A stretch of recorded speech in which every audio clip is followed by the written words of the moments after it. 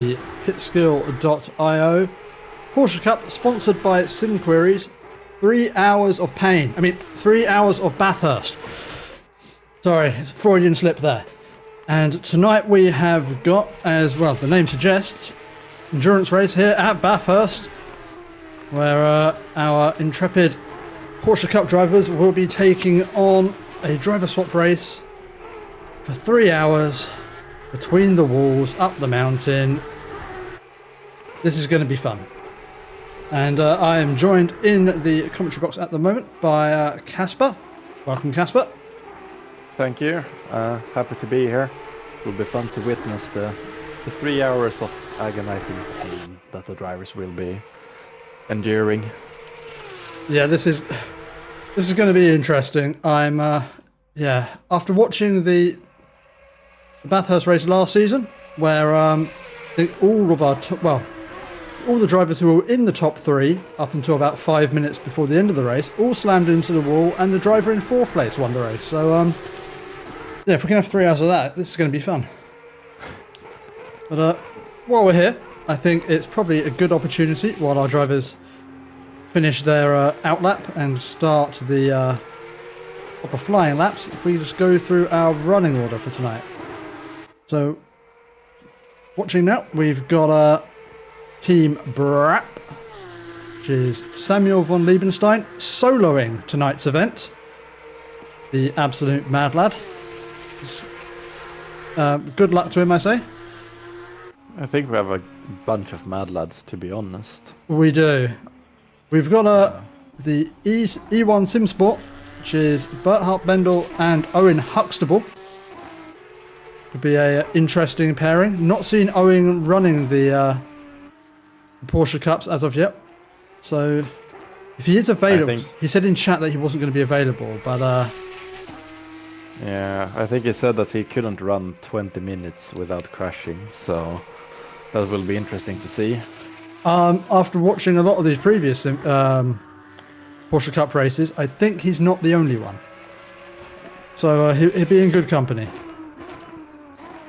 And then we have got Clueless Racing Incorporated, the overpowered combination of Reese Tattersall and Thibaut Corrible, which is we're going to be expecting these guys to be going for the win. Definitely. Reese is quick, as he's fighting for the championship. So championship. He's fighting for the series win in the regular Porsche Cup races, so he will definitely be quick around here as well. And you can see already on it, chucking it at the curbs, and this is all or nothing from Reese at the moment, just absolutely yeeting this car around. No indication that he's going for a banker lap. This is going to be fast right out of the gate. And we've got the unsafety car racing, which is Christian Fager, all on his own. This is going to be, again, another masochist around Bathurst.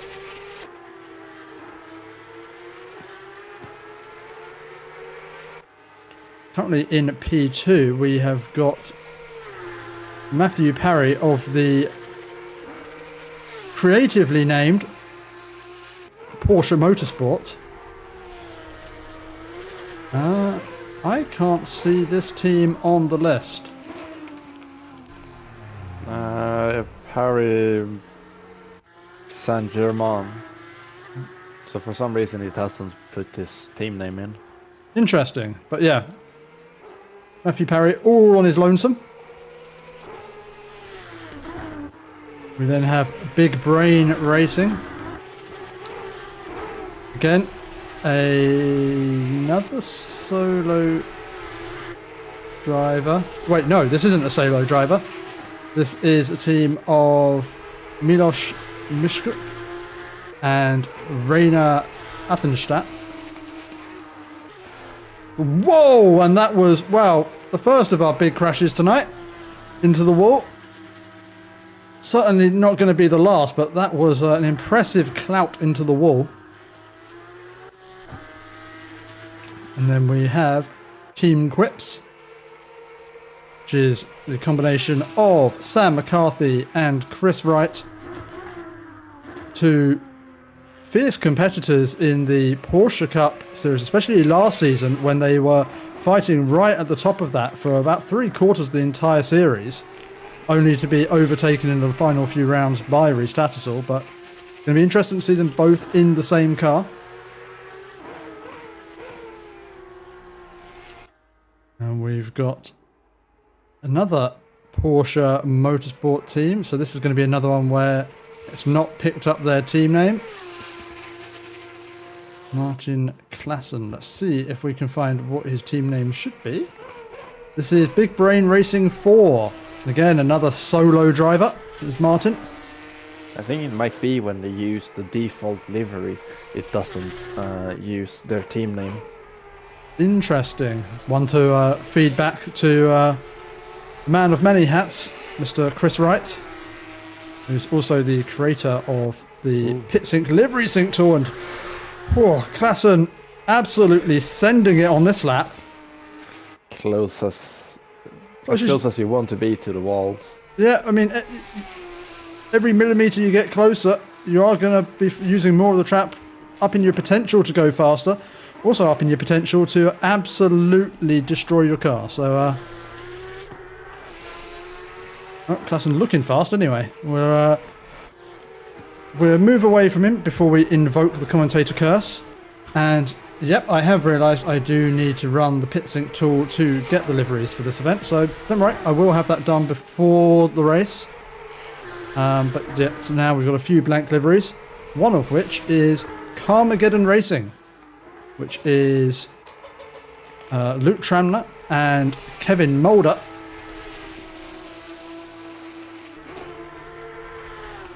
These two just pairing up a couple of days ago, so I don't think they've had much chance to practice. Going to be an interesting team to watch for this event.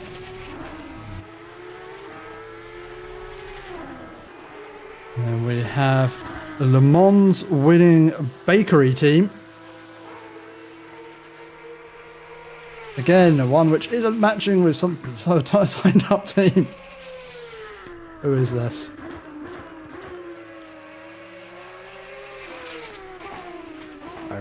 I would love having a Le Mans winning bakery on track. Look, this is a team that should be called Inter Euro Belpole, which is a name created from the combination of their two drivers, Tadeusz Szynski, who is Polish, and Kenny Kroos, our Belgian driver. And they're currently sitting about 2.5 seconds off the pace, but still just under 11 minutes remaining of the session. Plenty of time to find their speed. And is it a surprise that we have Rhys out in front No. with a second? No, it's not. It's not a surprise at all. It's almost disappointing. I was hoping someone else would be challenging up there, but no, he's out on his lonesome at the front. But if last season's anything to go by... Whoa! Well, I was about to say Rhys takes some risks around this circuit, but it looks like everyone takes risks as Tadeusz sideways into the wall there and into the pits. Yeah, that will be something to try to avoid during the race, as you don't want to visit the pits that many times. And we've got another Polish pairing hit. This one should be called Dark Racing Team, but it's called He's Pink Pig. This is going to get very confusing if we start to look at the sign-up page. But this is Victor Gasser and Kasper Kapi. Another pair of drivers who hopefully, should at least, if you're in a team of two, should reduce the risk of fatigue kicking in and just making silly mistakes just because you're getting a bit tired.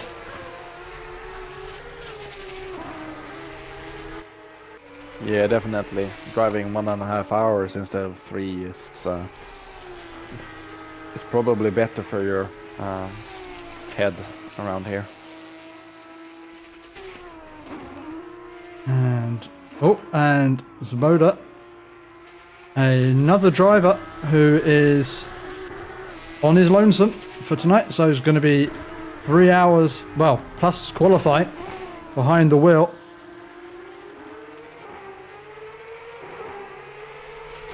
And we've got Brent Hillier currently in the pits.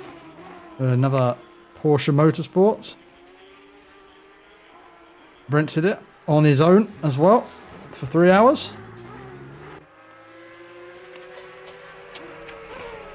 Laurent Demore, D-Love Racing. Is this one where actually the name matches up? Yes, it is. And another driver all on his own for tonight. I just witnessed Reese crashing over the mountain. Oh, so he's not immortal. He is not immortal. So let's see if we can get a better view of a Reese bin. Oh, wow, he is absolutely caning that car and oof. Yep, into the wall and back to the bits.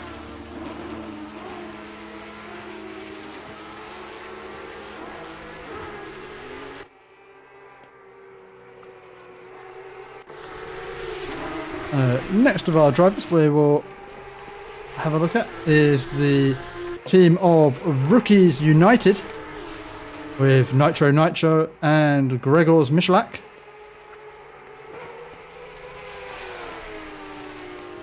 They say they're rookies, they're both in B class, so proving themselves to, if nothing else, be safe rookies on the track. Might be rookies to the Porsche Cup. That is also true. Yeah, there's one thing driving a GT3 car, it's another thing entirely to dive into these Porsche Cup races. A lot less aero and no traction control to boot makes these cars a little bit of a handful.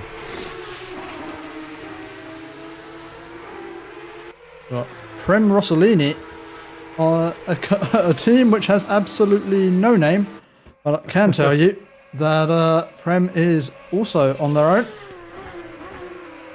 They're going to be running the whole 3 hours on their own. And Itu Sergio, another Porsche Motorsport, so I'm going to have to find out which one this is. Yep, this is another driver all on their own. Is there anyone from the list I've missed out? Perhaps Tom Young in the Revolution Sim Racing team? Please match so I can find it. Yes, it does match.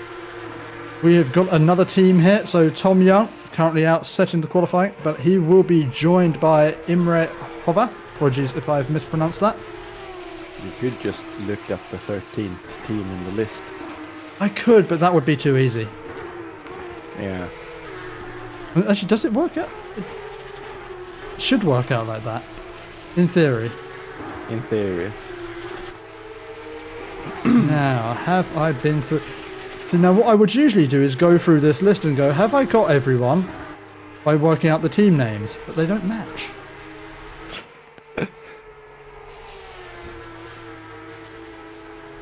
Either way, let's check in with our time. Reese Tattersall. Oh, yellow flags again. What has...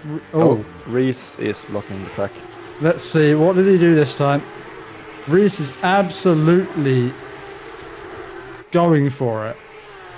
He's already topping the time, so I guess he knows he can take the risks. Oh, and that is a horrible place to be dropping it and parking it in the middle of the track, but gets it returned to the garage and can carry on. Still got a couple of teams without a time set. There's Prem Rossellini and Itu Sergiu, who are following each other around the circuit at the moment, although Itu keeping it in track limits at least.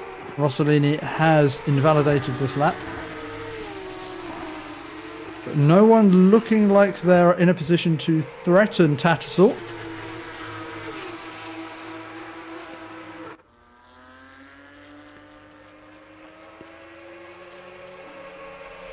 There's Itu just a few corners left to go. Just needs to keep it within track limits to get themselves a time. They can see themselves, or at least have a delta to fight against. It's always challenging when you get this far into a qualifying session. You haven't set yourself a banker. It's really hard to just know what you're doing in each and every lap because you don't have a delta. Yeah, definitely. Just setting a banker is pretty crucial for me when I'm driving, because otherwise I don't have anything to compare against over the lap and see how am I doing. Just hitting in the blind. Let's see who is improving at the moment. As we've got Svoboda. Oh, Commentator's curse. We weren't doing anything.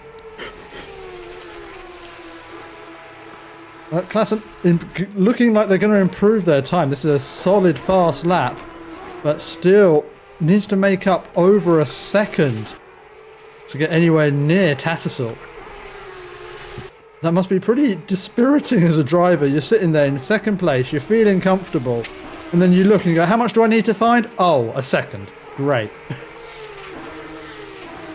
And looking at it, P2 to P8 is closer than P1 to P2.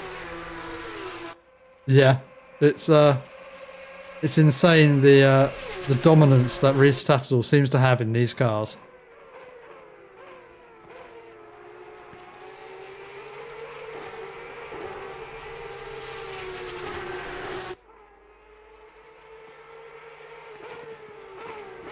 There's Klassen coming around the final corner. They're in the front, going to cross the line, improves by almost 0.6 of a second. Stays P2.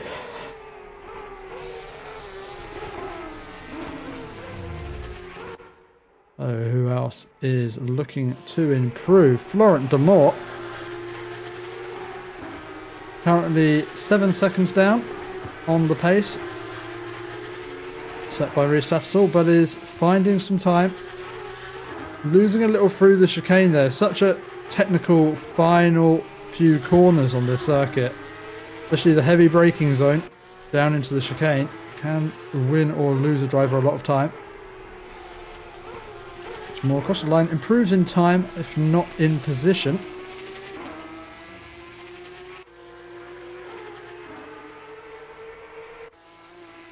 There's Athenstadt. Oh, Big Brain Racing. Sending it around the mountain. Looked like he skimmed the wall there.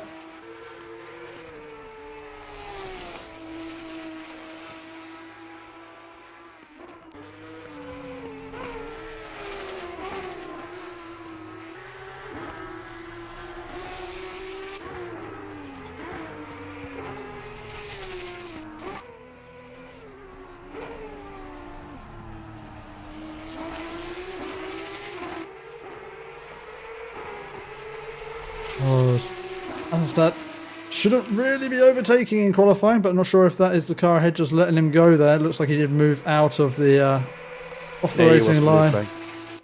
The car behind right now is on an invalid lap, so. That makes a lot of sense. There's Athenstadt coming round the chicane. A few corners left to go, and could see them improve, but goes deep on the first part of the chicane. Always one of the biggest things that can throw away a lap here is just trying to carry too much speed through the first part of that chicane and ruins your overall exit. And I think they improve in time but not position. As who is close to improving? Luke Tramner on what will be their final lap of the session. Currently up as Reese Tattersall gets out of the way into the runoff.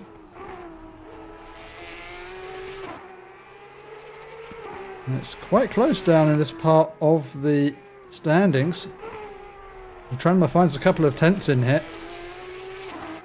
Could jump their way up the order, but Cappy ahead, also improving.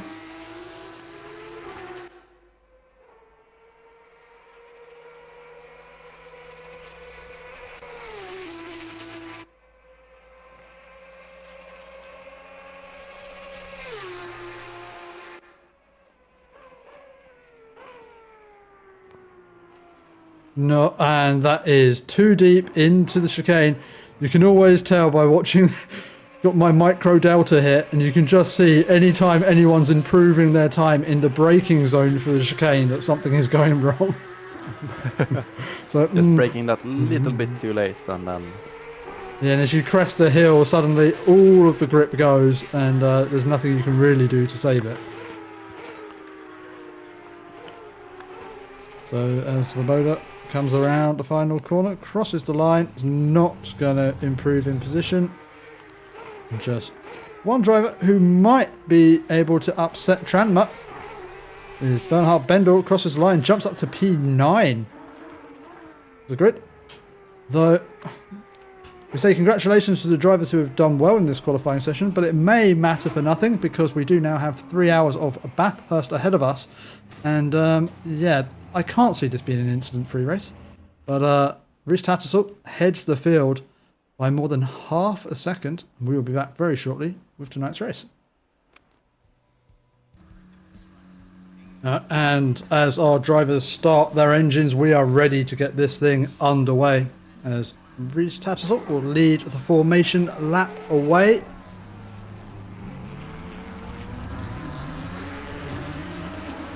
Now, this driver's going to want to warm their tyres, but what you do not want to do is spin on the formation lap before a 3-hour race. yeah, that's quite unnecessary to do.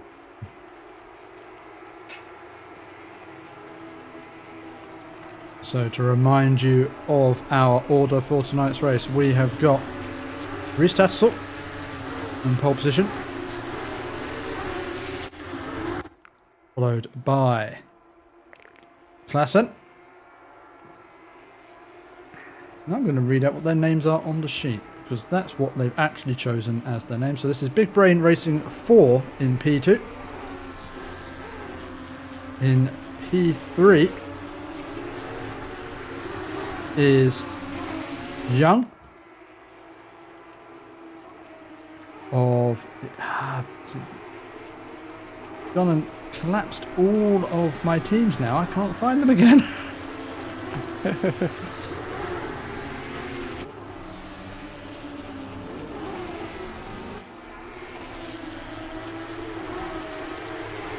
It's Tom Young of the Revolution SimSport team. And we've got in 4th position is Von Liebenstein of Brap. In P5 is Team Quips of Chris Wright starting this race. Swapped out from Sam McCarthy. So it'd be interesting if there's a difference of pace between these two drivers.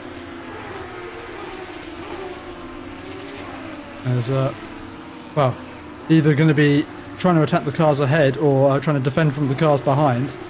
They are slightly different in pace to McCarthy. In P6 is Matthew Parry of Parry Saint-Germain.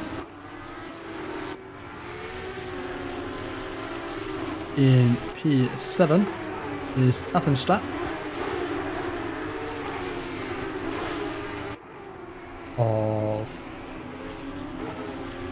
Big Brain Racing number 2. In P8 we have Rabanchenko of Milkers Racing. In P9 we have got Bernhard Bendel of E1 SimSport. In P10 we have got Cappy of Dark Racing Team. In P11 we've got Luke Tranma of Carmageddon Racing. In P12 we have got Christian Fager of Unsafety Car Racing. In P13 Szynski of Inter Euro Belpol. In 14th we've got Svoboda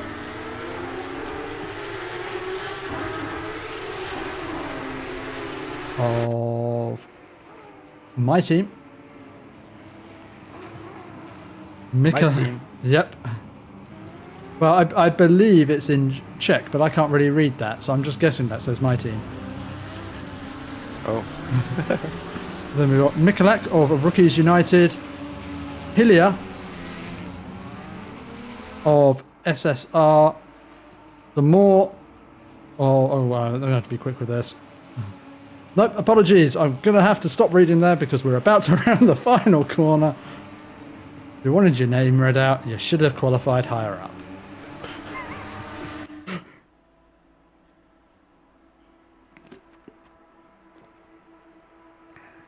And as the green lights are on, the green flag is waving somewhere.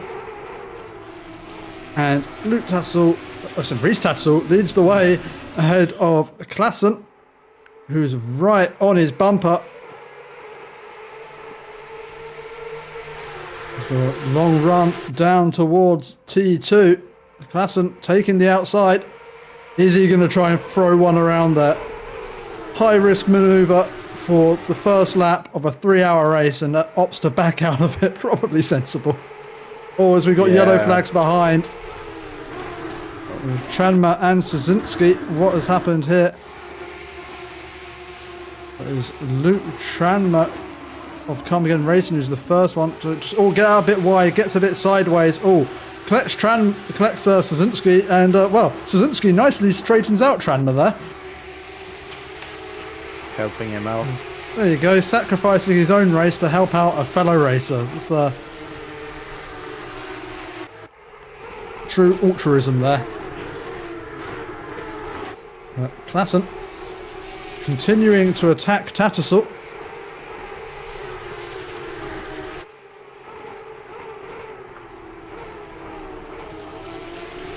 Yes, we've got more yellow flags out for Mikulak this time, who's got themselves back going.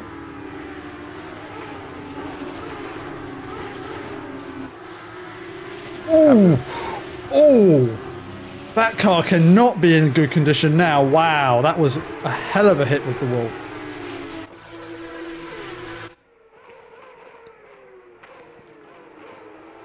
Yeah, we'll see. He will probably pit at the end of this.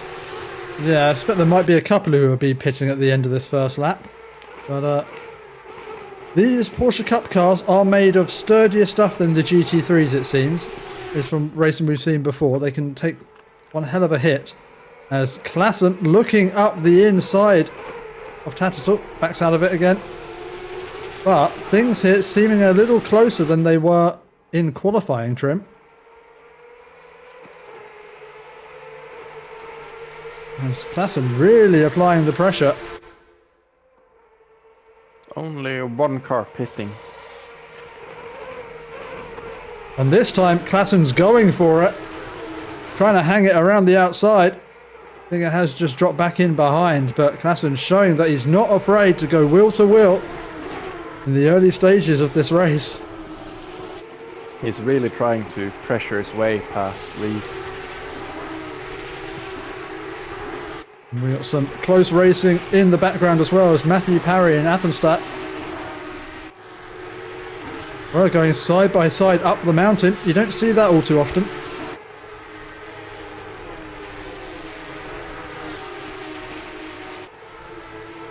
We've got more yellow flags out in the back for Sergio, who I think has got their way going again. Maintains their gap to the car behind.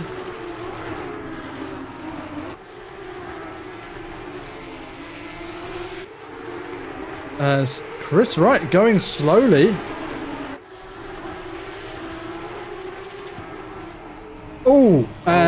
Was that Berhard Bendel into the wall? Now under pressure. The car's behind as Luke Tranmer gets his way past Christian Fager. And the front of that car not looking in the best of conditions. As Cappy and Parry go side by side through the chase. Oh, this is exciting and frankly quite scary stuff. But well done to Casper Cappy. That was one hell of a move into the chicane. And up into P8.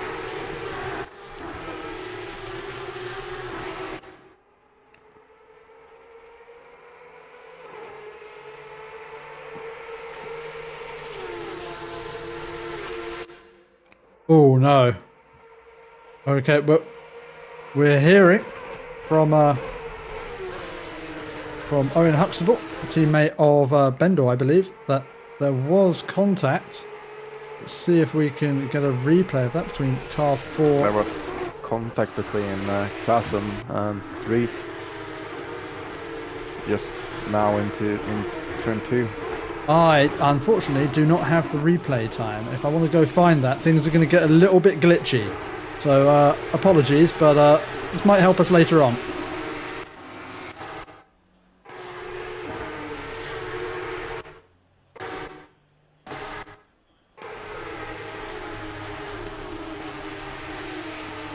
Did that no.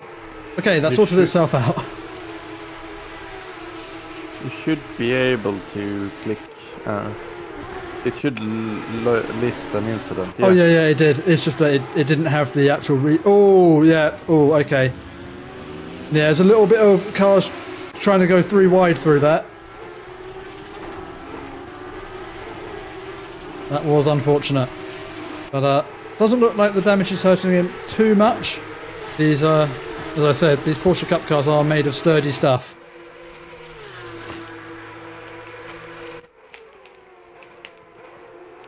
There's out in front, Klassen.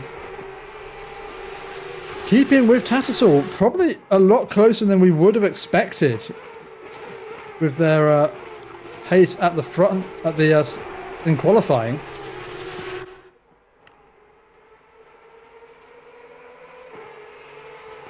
Yeah, Bathurst being a track where you kind of need to find a rhythm, and you might be disturbing Reese from finding said rhythm by just poking. So that might be a reason why he's still following along with Reese.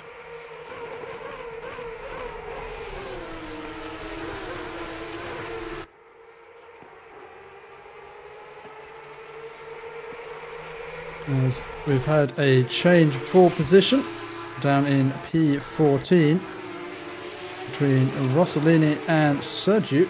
As yep, it looks like Sergio just going a bit wide, and that has allowed Rossellini up into P14.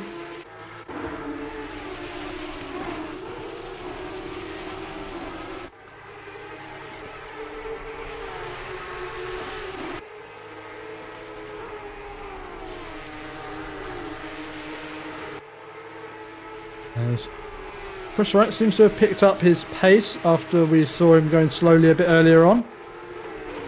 He's under pressure from Matthew Parry, but keeping himself composed.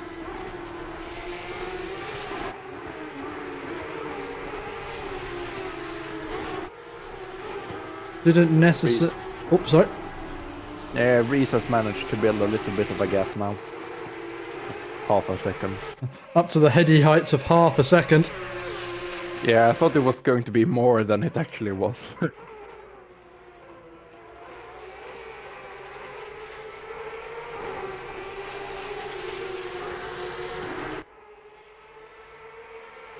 I will mention now, at this point, we were promised by Rhys Tattersall that if he was far enough ahead at the end of this race, he would pit and go for a glory fastest lap.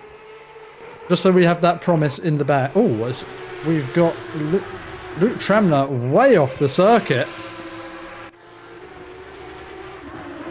Where is that car? Oh, does it manages to keep it out onto the gravel, making his way back to the circuit, and oh, just loses it on the grass. And well, that was a little bit of a clumsy way back onto the track, but he's got himself going again.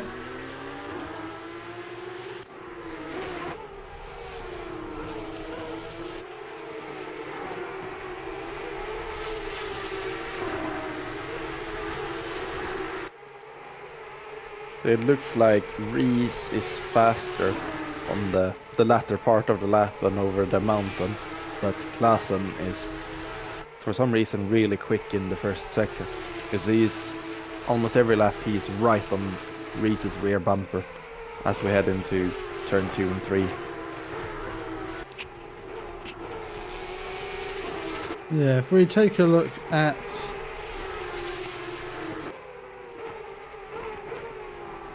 the sector times, it is Klassen who's fastest in the second sector. Actually, it's Klassen who's seems to be fastest everywhere at the moment. So well, we'll keep with this one. And yes, I believe we will have 4 stints of 45. So yeah, maximum driver stint time is 50 minutes. So yeah, will be a minimum of 4 stints per team.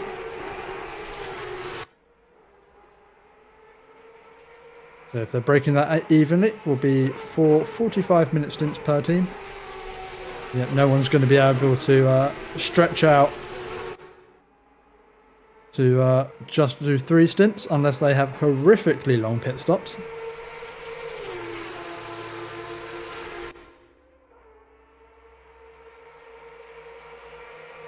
I thought it was a regular 65-minute stint, but yeah. 50-minute stints will split it up quite well. I think that was decided so that they didn't end up having 3 stints in the race and one. If you've got 2 drivers, one of you only drives for 1 hour. Yeah. This way it keeps it nice and even between the drivers on the teams. As we've got 2 battles on track at the moment. As Klassen chase downs Tattersall up at the front. We've got Prem Rossellini chasing down Svoboda for P11.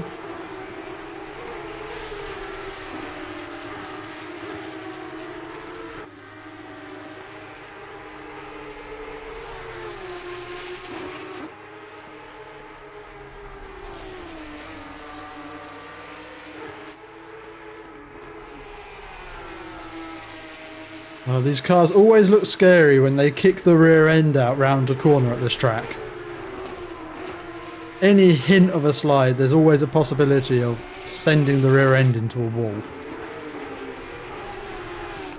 Especially over the mountain.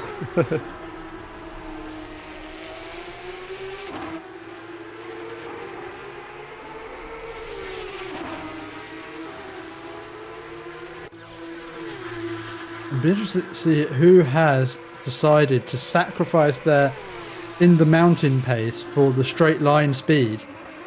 With the 2 really long straights here at Bathurst, can it be advantageous to be able to go for that overtake, as I think there's a car off the track as Wright has lost out on a number of positions. I want to see what's happened here. I think that car ahead, which I believe, actually I don't know who that is. What's happened through here is we've got 4 cars all bundled together on track. Oh! Not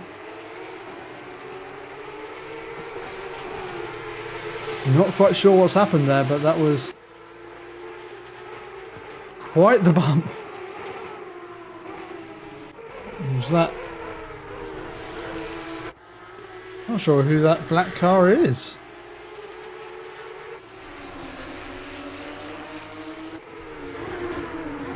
Behind right. Oh, that might be Victor Gasser, who is currently a lap down on the rest of the field, I think, having taken 1 of their mandatory pit stops.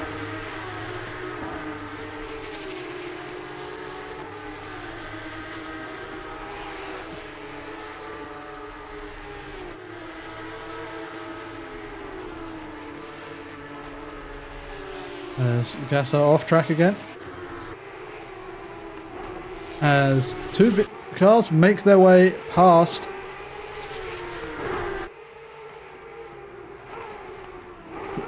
Christian Fager.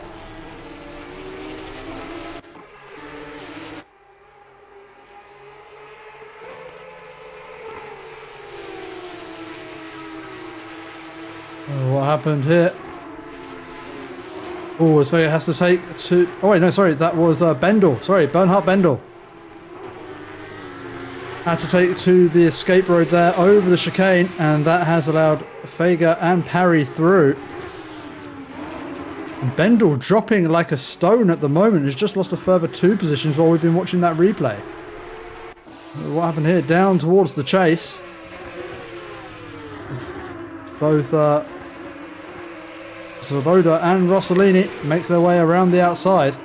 I'm not sure if that is the damage playing a part there. As Bendel into the pit lane to repair the damage to that car.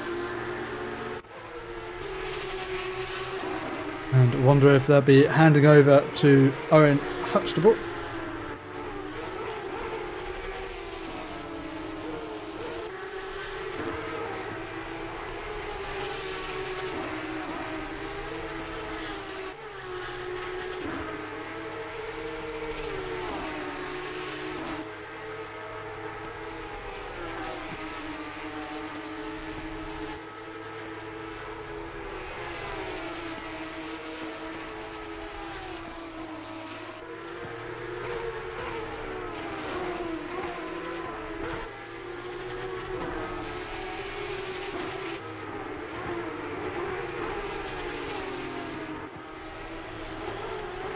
So our pack has spread out just a little bit with a few battles on track, as we've got Rabchenko chasing down Young, and on your screen right now is Rossellini behind Svoboda, and behind this pair, who have just spread out a little bit, is Tranma with that earlier incident. Now onto the back of Sergiu.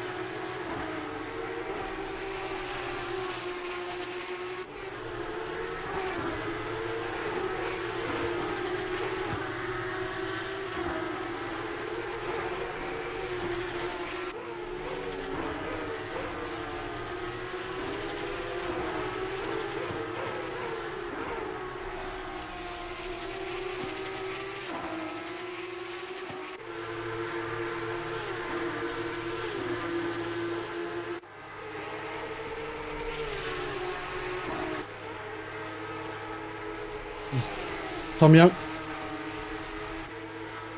still defending from Rabchenko.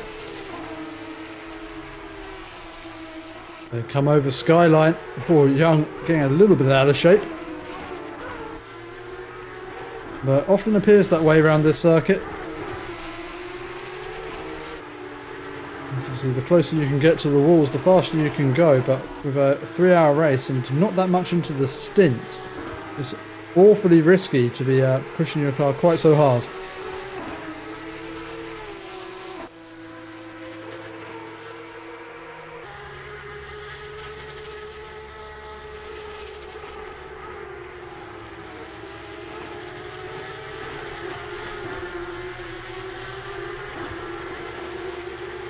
Reese has managed to build a little bit of a gap.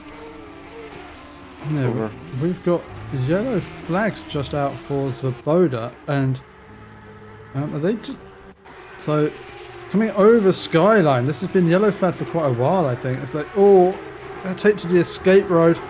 Oh, and wow, big spin at the bottom of the escape road, and this is going to be a horrible one to try and turn around. Finds reverse gear. Oh, that's just the worst place to get spun around.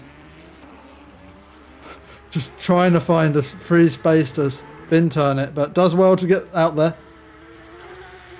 Wow, that is a quite the loss of time as Svoboda now finds himself down in P14.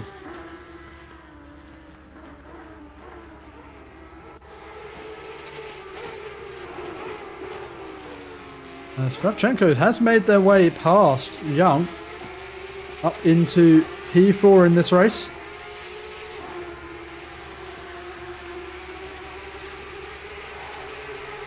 As we wind our way through the mountain, you can really see from that helicopter view quite how twisty this circuit is.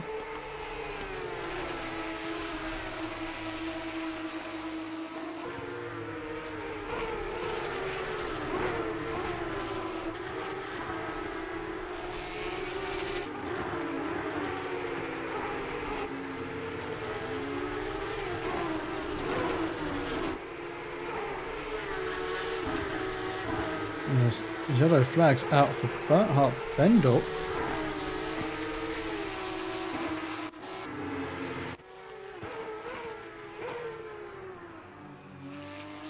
Oh, just a little too wide there, out onto the curb. And again, another awkward place to try and bring it back round. That was a 360 spin into the wall. It's probably not the sort of, not as good demonstration of how to do a spin turn.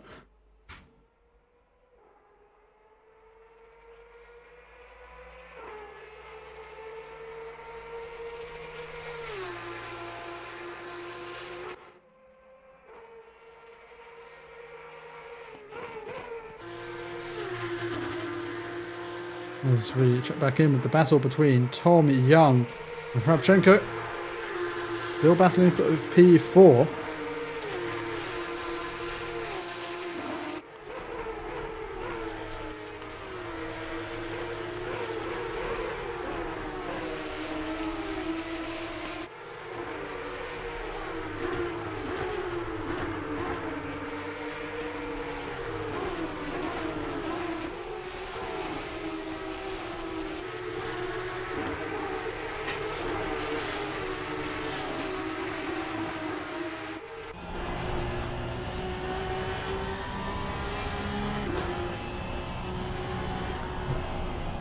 This is the view that makes it scary. As today Szynski has caught right up now to the back of Rossellini. Szynski, after that early incident,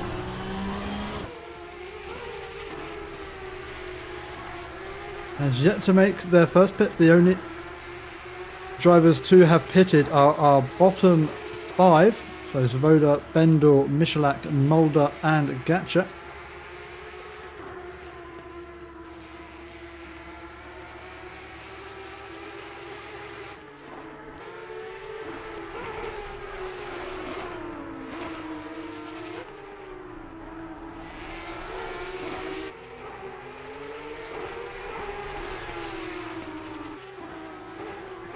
I think Svoboda now in to make their second pit stop of the race.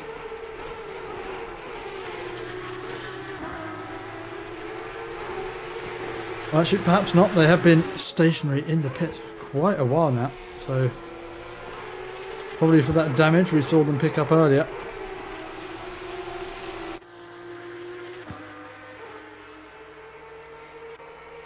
As Reina Athenstadt has joined battle between Young and Svrapchenko, making their way past the lapped Michalak, the number 111 car.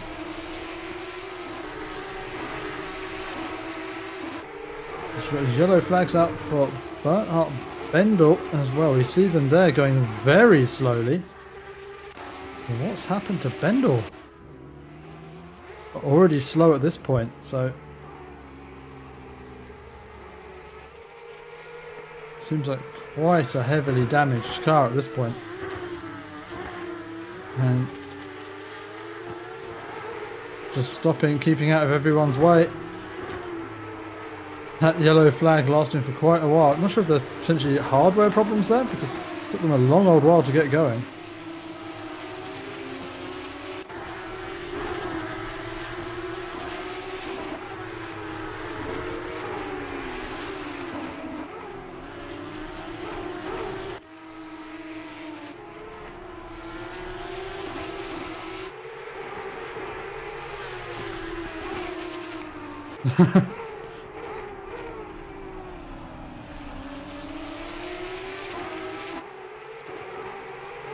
Yeah, I think that might have been a little bit safer.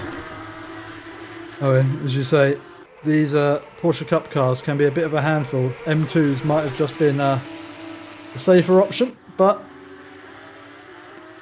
what we know with the Porsche Cup series, that the Porsche Cups are a popular car here at Pitskill, and I'm sure what started out as a joke birthed this 3-hour race here at Bathurst. I would be down for a, maybe not at Bathurst, but an M2 Enduro. Yeah, an M2 Enduro somewhere like Zolder, Alton Park, or Brands Hatch would be quite good. Or Monza. M2s at Monza, you'd fall asleep between the corners. Yeah, that's true. That's very much true, yeah.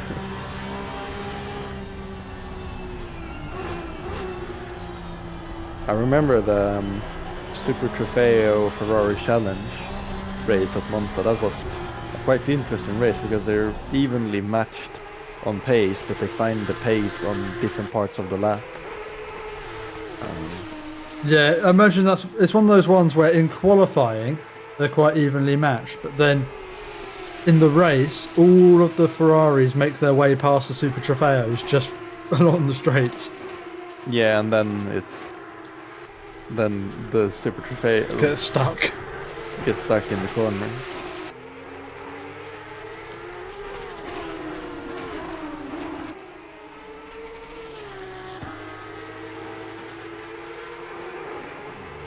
Oh, we just saw Athenstadt there take a spin into the wall.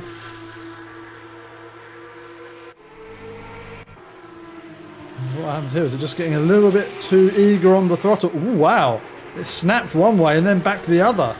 And Athenstadt, with what was looking like a close battle there over P5, now sees them drop down to P8. Oof.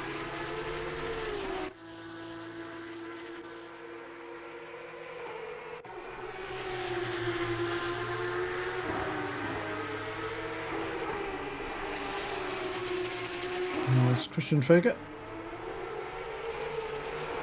Continues to chase down Matthew Parry. Whoa! And how they managed to keep the grip there and avoid going out into the wall. Very impressive. Yep, see Andy Hudson saying in chat that for a solo driver might as well just extend close to 15 minutes then splash and dash at the end without changing tyres. Could end up being a good strategy, as we do not have mandatory tyre changes, so compressing that final stop could be beneficial. Though it's still going to be around a half-hour final stint, so. And we do have fixed time refueling as well, so it's going to at least be a 20... Oh wait, no, sorry, we don't have fixed time refueling, so yeah. Splash and dash, definitely a possibility at the end.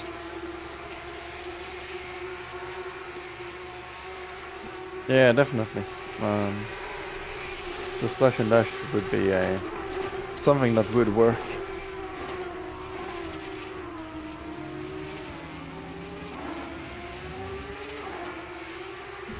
And I guess if you're going by that strategy, you might want to try and fully fuel the car on your second to last stop, so you can make your splash and dash as short as possible.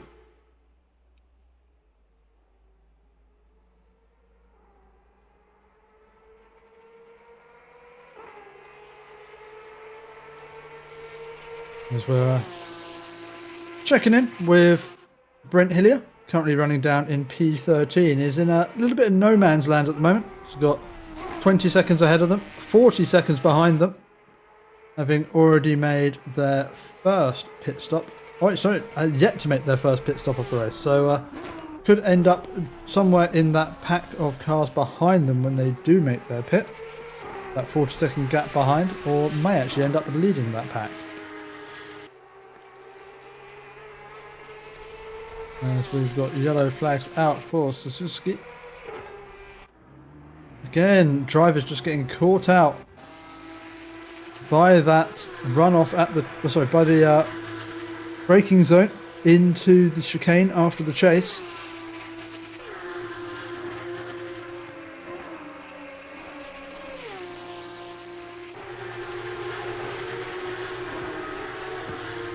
Ooh, well, that's not one we've seen before. Just loses it on turning. Wow. A nice set of pirouettes. Yeah, gets it turned around, gets it back on track, losing just the one position.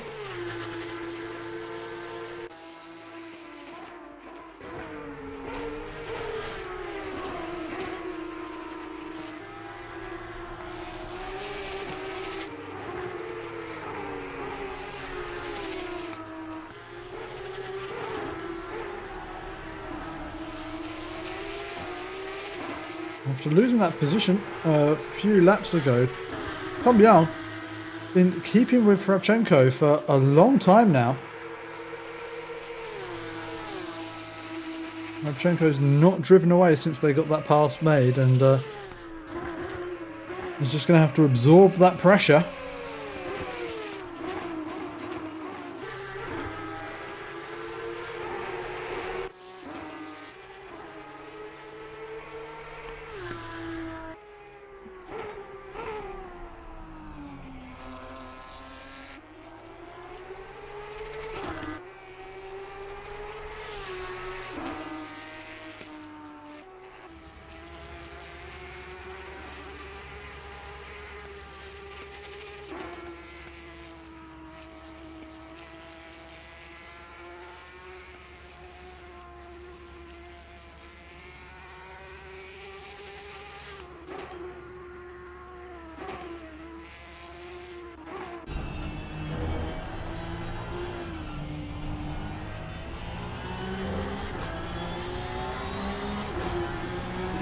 Yeah, I'm going to drop off, and I might join back in a little bit later, towards the end of the race maybe.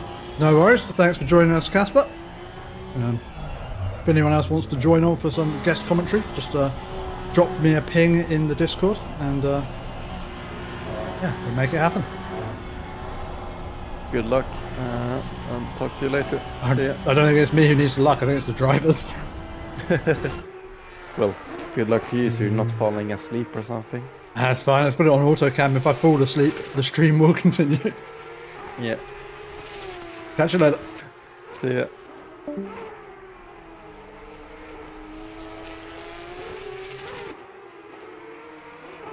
Samuel von Liebenstein. Again, another driver in a little bit of no man's land at the moment, with 9 seconds in front of them, 4.5 behind.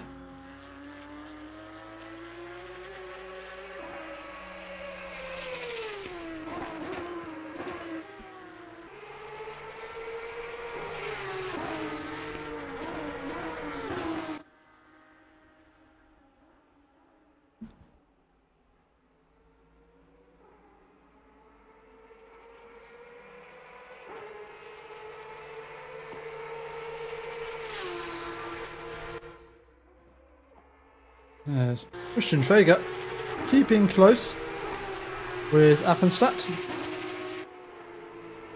This battle been going on for a little while now, and as well, Christian dives into the pit lane, so that battle is going to be neutralised for a while, as Gregor Michalak coming out of the pit lane side by side with Bernhard Bendel, as Bendel, I would say, takes the position, but Michalak a lap down on Bendel at the moment, so at least Bendel getting through unimpeded, can continue on their way. We'll be hoping to make up positions after the pit stops when the other drivers come back out onto track.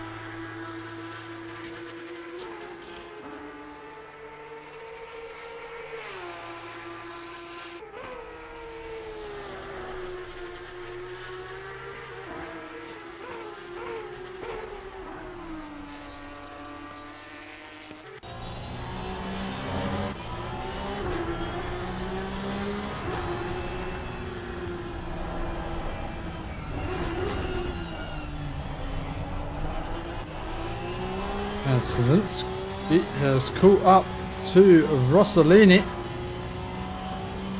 as we come down towards the chase.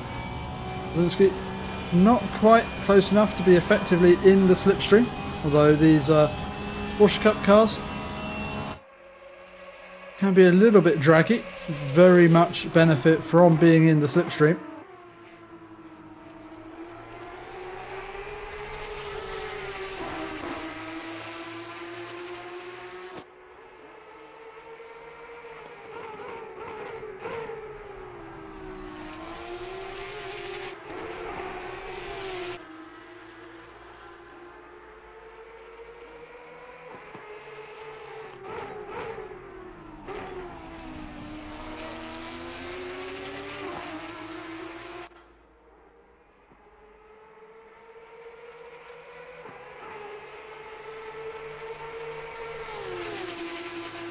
Yeah, definitely going to be a long bit of driving alone for some people. Going to be a test of concentration more than anything else. As said that, Chris Wright, oh, apologies, autocam is being a nightmare. Good to see yellow flags for Chris Wright, so check in and see what's happened to Team Quips driver.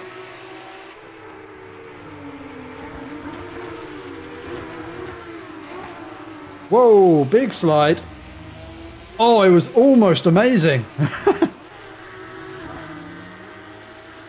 Oh, almost maximum style points there for Chris, but ended up in the wall.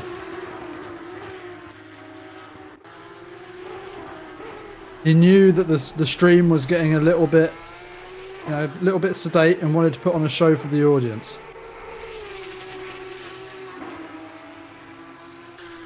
That's Chris SimQuips Wright, the entertainer. For those who aren't aware, is the sponsor of this series.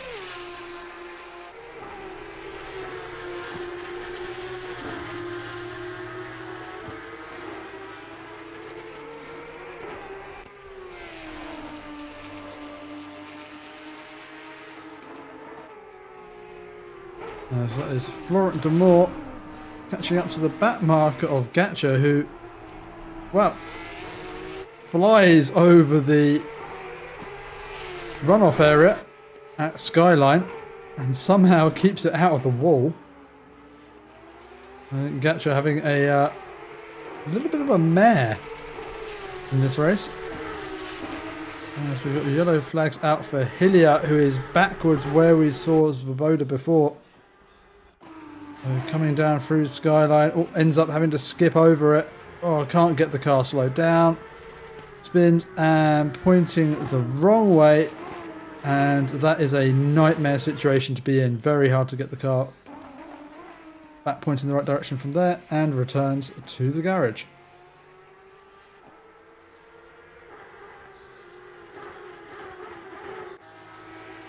As we enter into the portion of the race which will be defined by field spread.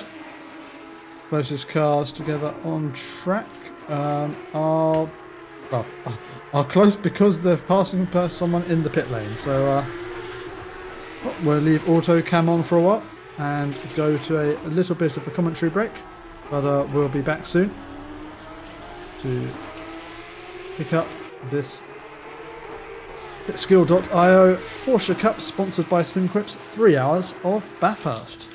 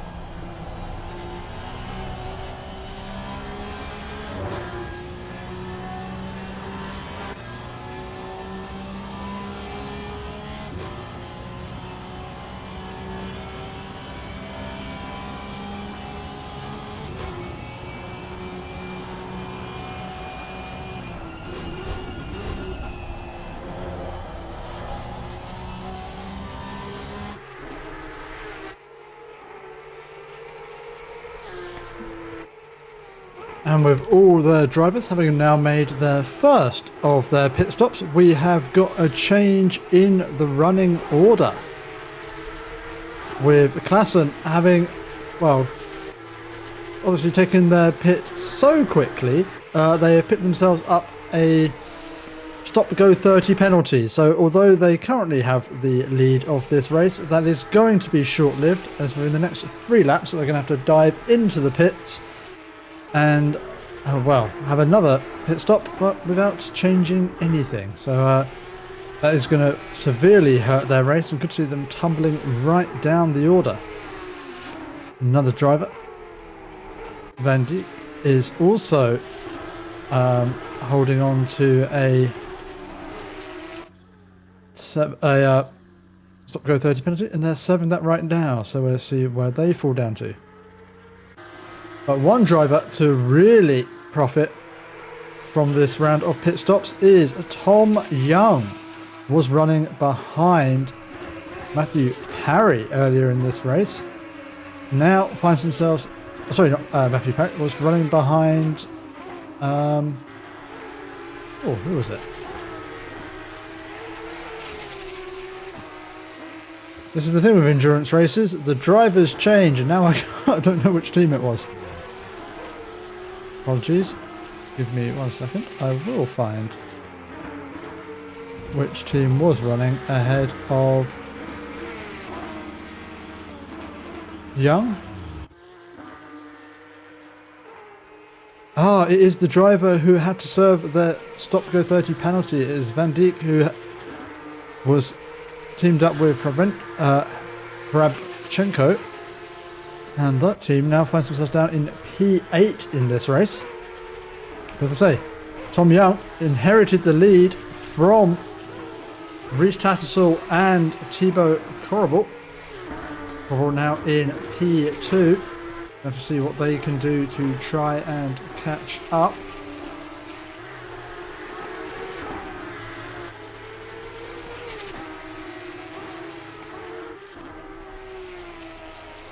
Now that gap at 9 seconds, so how long was Tattersall in the pits for? 30... Oh, interesting. Oh, apologies. So, Tom Young has not yet served a pit stop. They've in fact served a drive-through penalty at some point, it seems. Or, perhaps, and this would be interesting to see how this plays out for them actually. Let me take a look at the event configuration. Refueling is allowed, but refueling is not required, and tyre changes are not mandatory. So Tom Young here, perhaps finding a loophole, and has just served a drive-through. Oh, that is... Okay, they're the only driver to have noticed this as a possibility. Everyone else has stopped. But Tom Young drove straight through the pits, not refueled, not changed tyres. Does mean they're going to have to do the equivalent of an hour and a half on a tank of fuel. Not sure if that's going to be possible in these Porsche Cups around this track. Don't know really how big the fuel tanks are, because we've only really done sprint races in them before. So this is going to be interesting. Does anyone here have the facts on how much fuel these things burn, how long they can go for?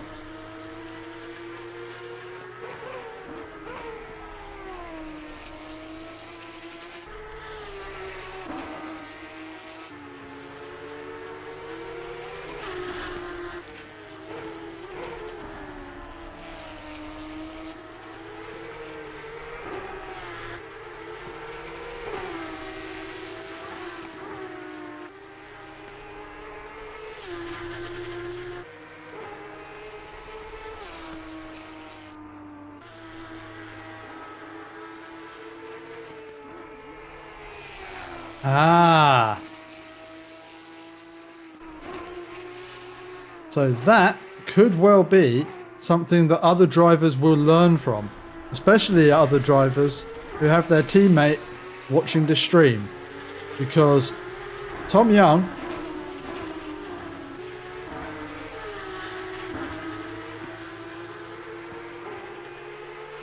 has opted not to pit, or not to stop in the pits, just drive straight through, reset the stint timer, and current out in front. Now, obviously, everyone else is going to see that, and is going to now be looking and doing some calculations of their own to see if they've missed a trick.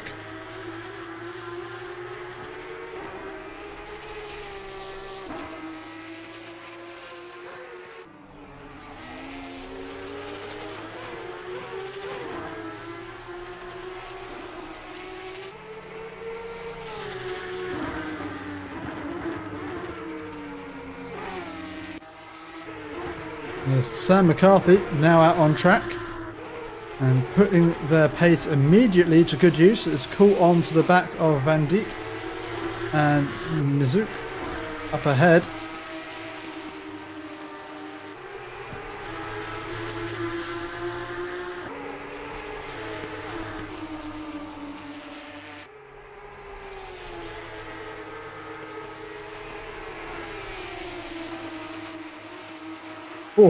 As both Van Dijk and McCarthy going very wide out of there, lucky to not get hooked behind the curb. As they're nose to tail coming down the mountain. As Van Dijk gets very out of sorts and McCarthy just opting to back the hell out of it. Does not want to get collected by the car ahead. Sensible driving there from McCarthy as he looks to get the run down the chase. Gets the slipstream of Mizuki up ahead.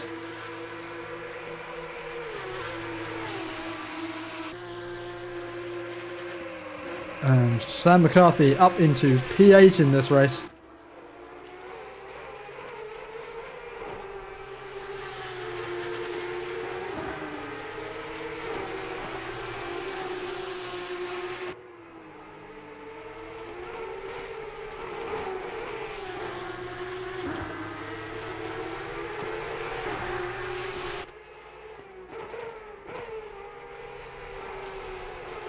There's Milos Mizuki.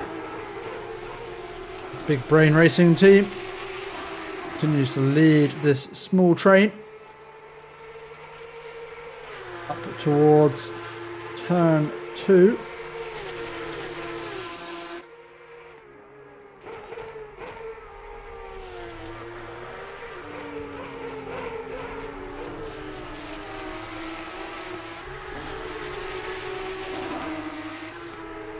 There's a back marker just ahead, so going to require care and attention through this section of the track. Not the best of places to be catching up to a back marker.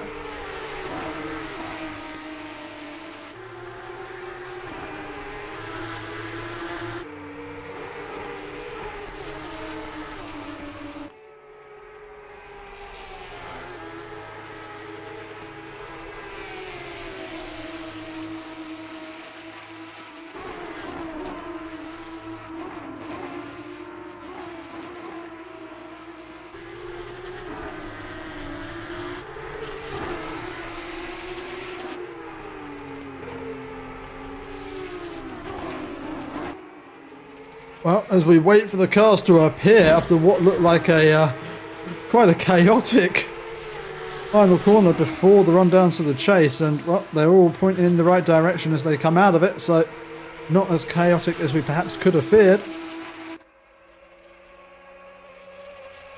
Oh, and these cars do sound good as they scream down through the chase.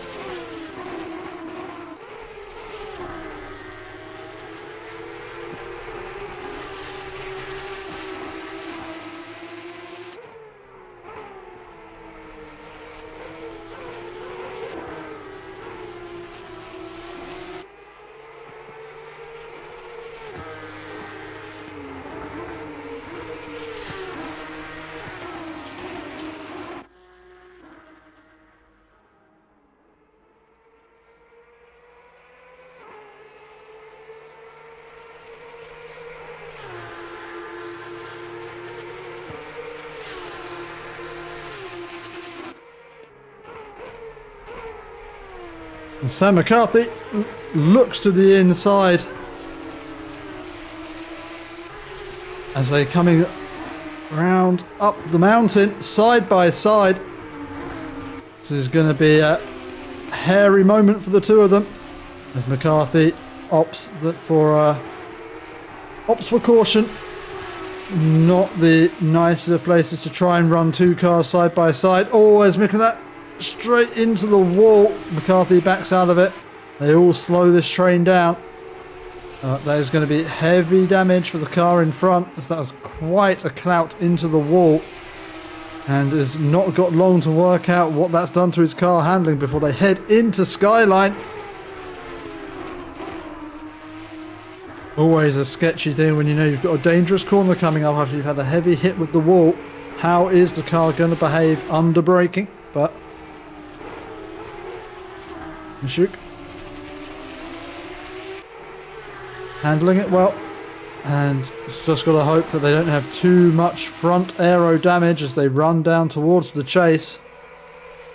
McCarthy right up in the slipstream as they'll be maxing out their top speed, and perhaps with just a little bit of aero damage, but not enough for McCarthy to pull alongside.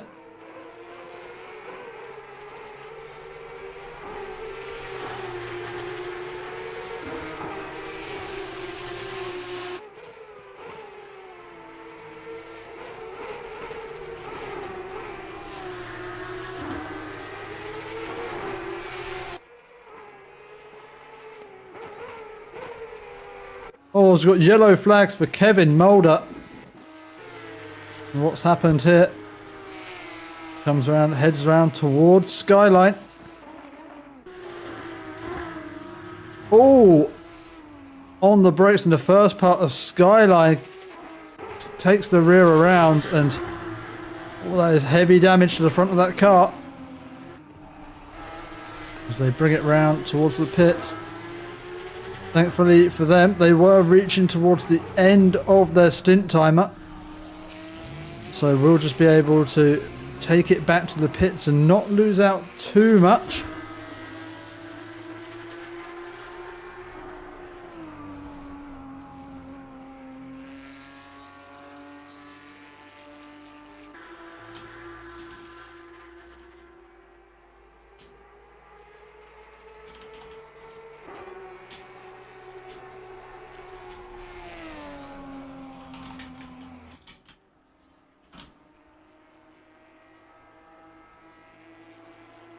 Oh, and that is a sorry sight. As if we take a look at the interior view of this car, it's not going to be in the best of conditions. Nope, that car does not want to turn.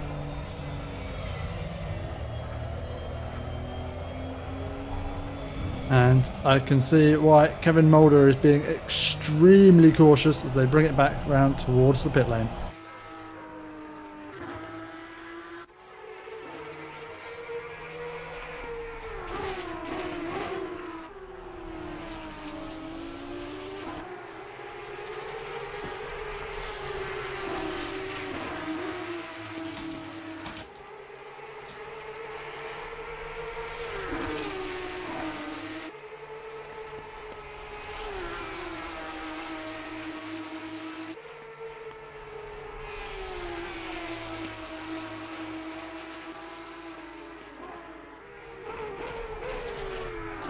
As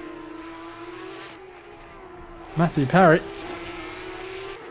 applying pressure to Klassen. Klassen, who was at the beginning of this race fighting Reece Tattersall for the lead, is now dropped back to P4 and under pressure for their position by Matthew Parry, who runs a little bit deep into the hairpin and has dropped back quite considerably.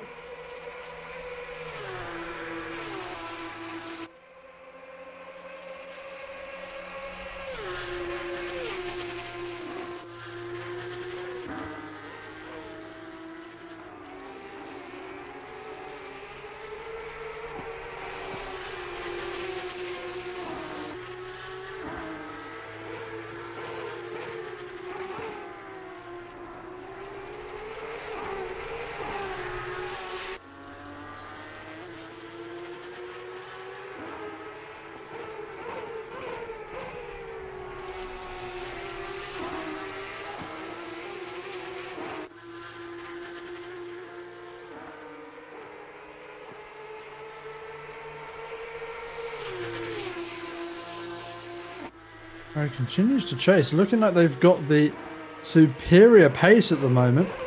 Just needs to keep it consistent, continue to apply that pressure to Klassen. Could be a real opportunity here.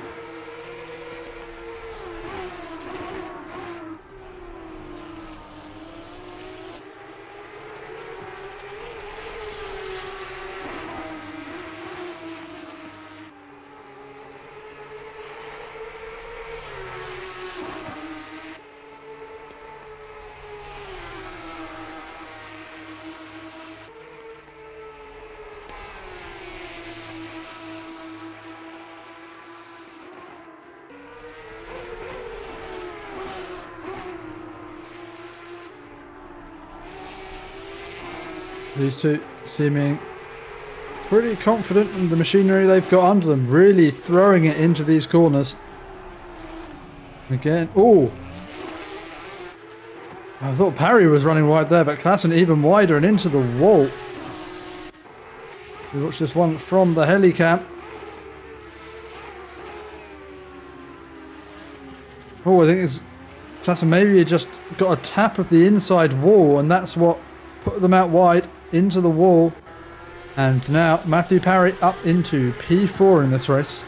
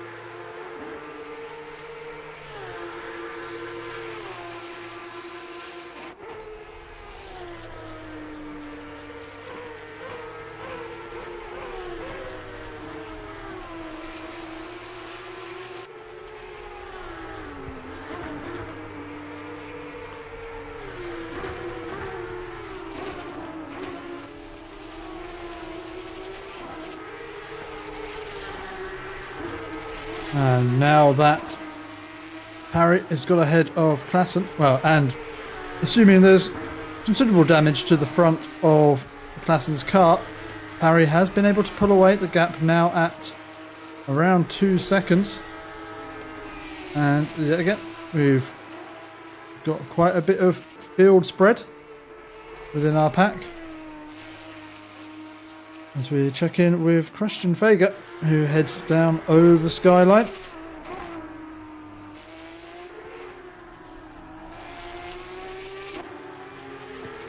Really, the optimal thing for any driver at this point is just to have got themselves into a nice rhythm, a nice flow, and just be able to drive your times that you're comfortable with.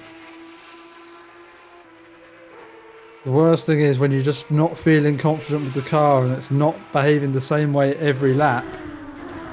On this sort of endurance stint, you know, especially on the circuit like this, where precision is key, you just want to have that confidence. You want to be able to get into that flow so you don't even have to think about your driving. As Nitro of Rookies United comes around to complete the 29th lap of this race. Sorry, 30th lap.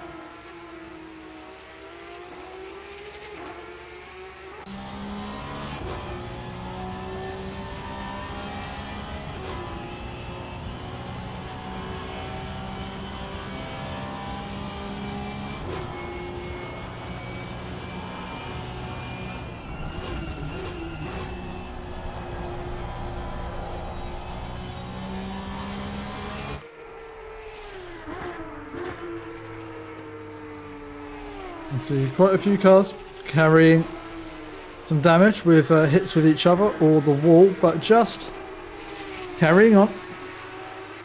It's a long race, and if you aren't losing too much time, sometimes it's best just to keep on going. Although, wow, looking at the front of Casper's car, I suspect that is losing them some pace, as that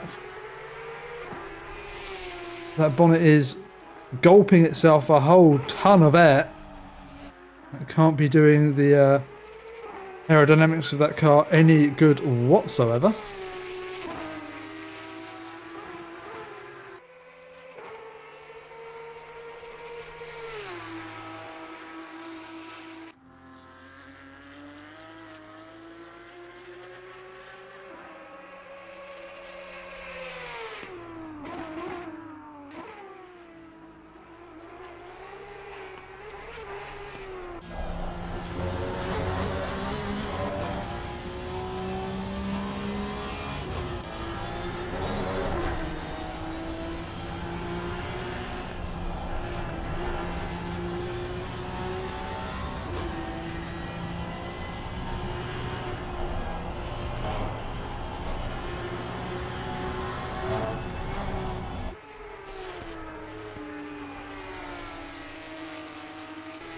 As we've just seen Van Dijk off the road.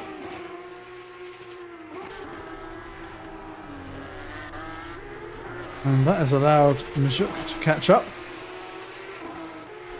Now it's just 1.5 seconds behind and closing in. Van Dijk can't afford to have too many more mistakes like that.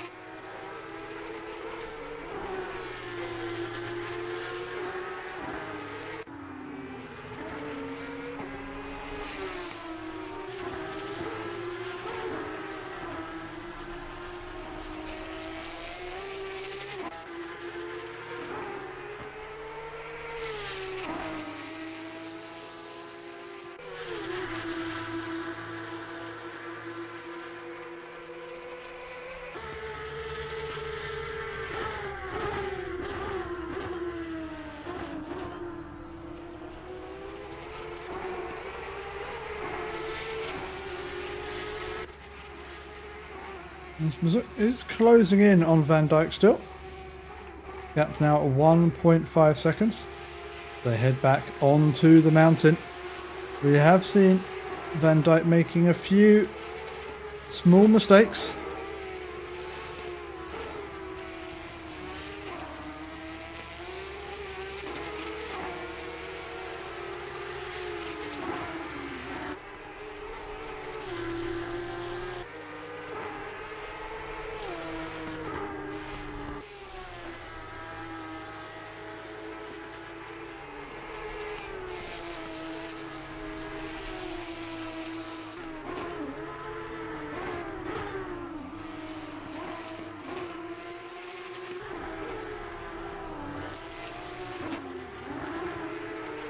As Michouk has just fallen behind a bit, so the one interesting race that we had unfolding, unfortunately, has just dipped away a bit. So I think we'll just head to another commentary break, and we'll be back shortly once something interesting is happening. So catch you in a bit.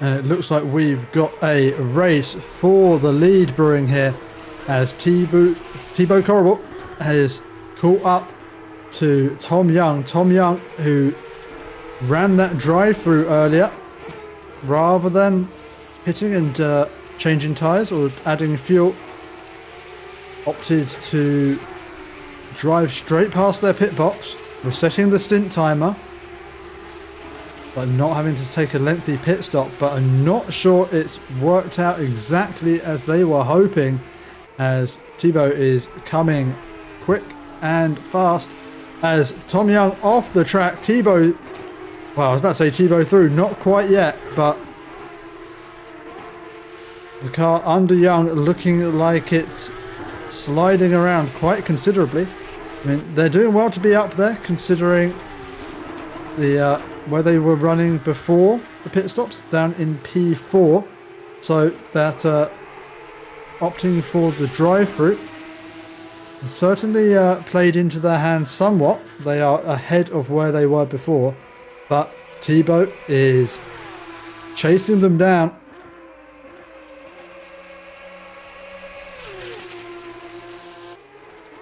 They come through the chase. It's looking like this is only a matter of time. The rear of the car ahead looking sketchy as anything at the moment.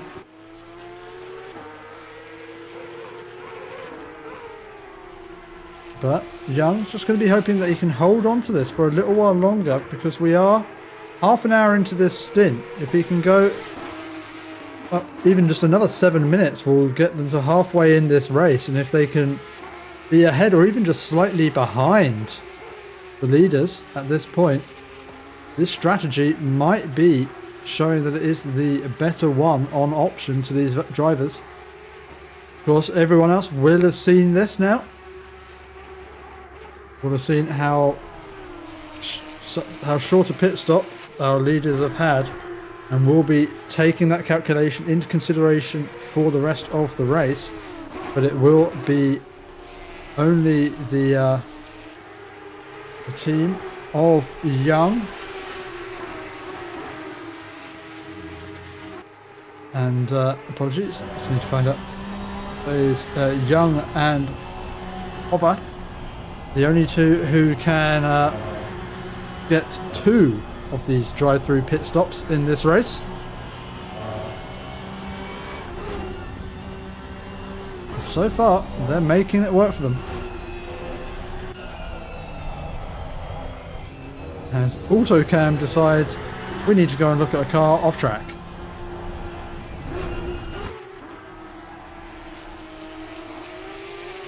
Or as Young getting a little bit slidey, coming out of the final corner before the long run down to the chase.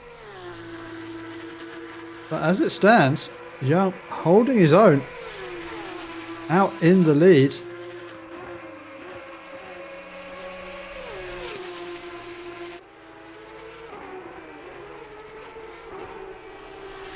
At the moment it will be Corrible with the better tyres, but I imagine these two are on similar fuel loads at the moment, as Young peels off into the pit lane slightly earlier than the halfway point of this race.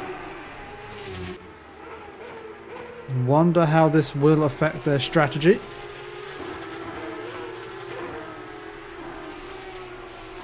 But Thibaut Corrible inherits the lead of the race,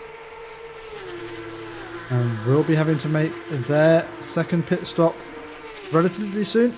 Still with 17 minutes left on their timer, so can take it somewhat longer.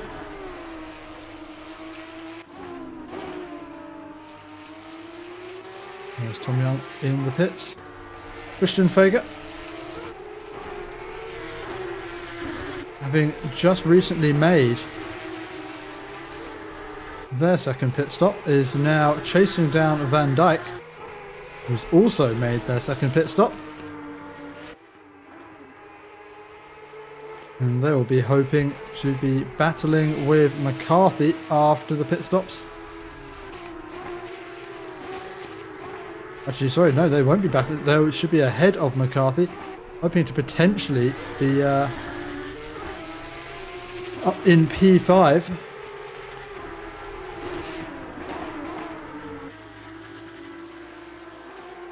There's Fager using those fresher tyres.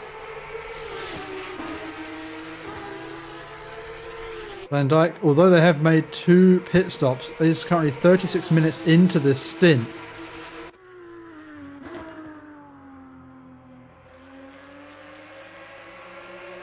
So obviously damage. Oh yes, we did. No, sorry, we did see they picked up themselves a stop-go 30 penalty earlier in this race. So although Van Dijk on the statistics has had 2 pit stops, they are out of sequence.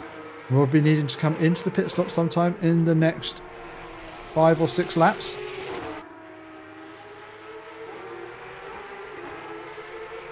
As Young hands the car over to Ovath, who will likely be finishing off this race for the Revolution Sim Racing team. And Vega tucked up into the slipstream now. Just going to look for a way past as they come into turn 2. Looks around the outside. On the brakes as Van Dijk runs in wide.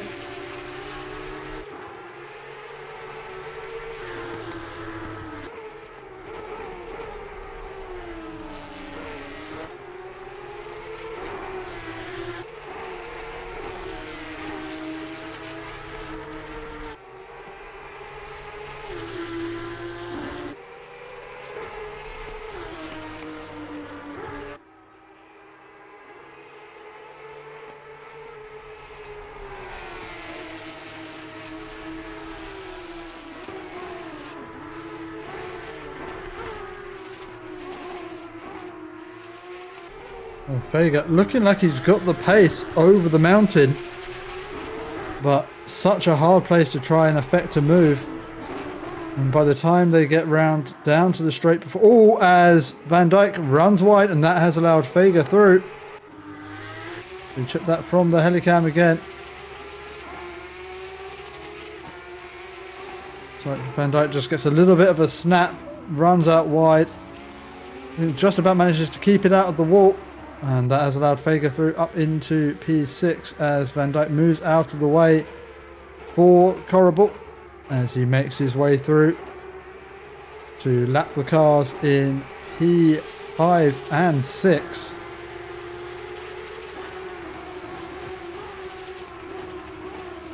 Oh, sorry, 6 and 7.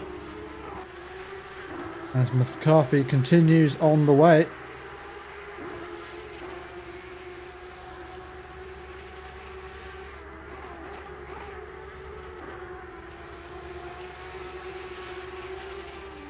As our pack spreads out again. We return to the auto cam to go and have a look around our grid.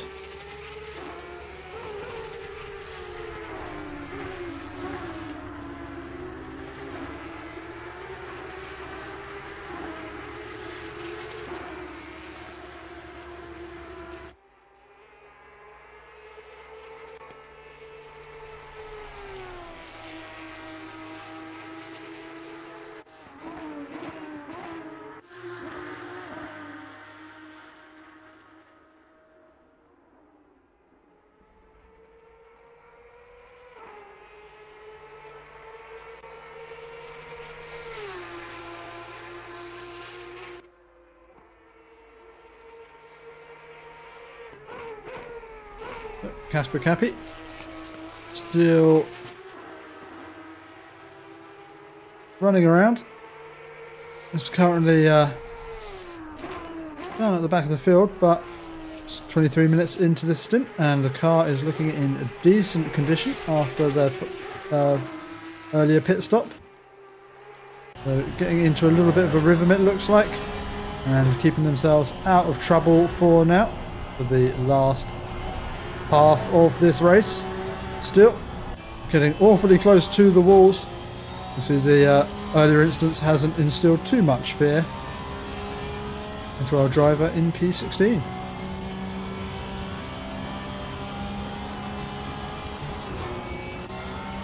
As Kenny Crows of the Le Mans winning bakery team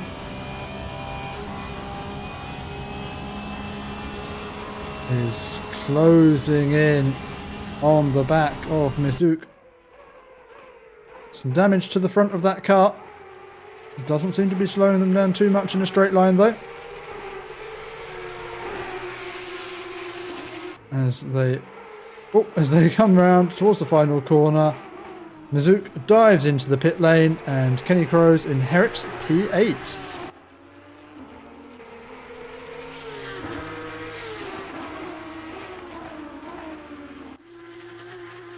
As we've passed the halfway point in this race, we'll run through our order as it stands at the moment. We have got Thibaut Corrible in P1, followed by Samuel von Liebenstein in P2, in P3, and just going into the pits now, we have got Matthew Parry In P4, taking over from Tom Young. Hitting out of the lead of this race is Imre Hovath with the unconventional strategy of driving through the pit lane on their first stop. They are planning to repeat that on their third and final stop of this race. They could be a contender for the win here at Bathurst. In P5 at the moment, we have got Sam McCarthy of the SimQuips, who's diving into the pit lane now, surely to hand back over to Chris Wright as they wind their way through the pit entry. In P6, we have got Christian Fager in the safety car racing team. They're on their own for this race. In P7, we've got Maya Van Dijk in the Milk Racing team. In P8, we've got Kenny Crows in what here says Le Mans Winning Bakery, but I believe this is actually the Inter-Euro Bell Pole team of Tadeusz Stasinski and Kenny Crows. In P9, we have got Bernhard Bendel in the E1 SimSports team. He is teamed up with Owen Huxtable, who I imagine will be taking over the car somewhat soon. In P10, we have got Rainer Athenstadt. And in P11, we have got Luke Tramner of Carmageddon Racing. In P12, we have got Florent Demore. And in P13 is Nitro Nitro of Rookies United. In P14 is Vaboda, another driver who is soloing this race. In P15 we have got Rossellini. And finally in P16 we have got Casper Cappi. And with that, and with our field spread out again, we will go to another short commentary break, but we will leave our race on the auto camera, so hopefully everyone gets a nice little bit of screen time. And we'll be back very shortly to pick up commentary once I've had some dinner. So, catch you soon.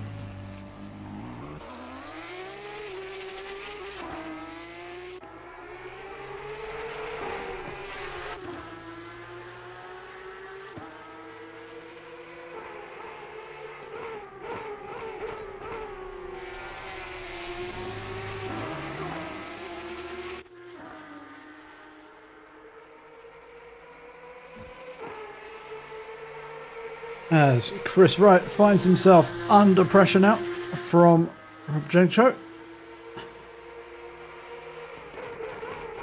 We're approaching the final pits for tonight's race. As most drivers have nearing on 40 minutes on their stint times. Oh, as Chris Wright, what happened there? Saw him pointing into the door. Didn't quite see what happened before that.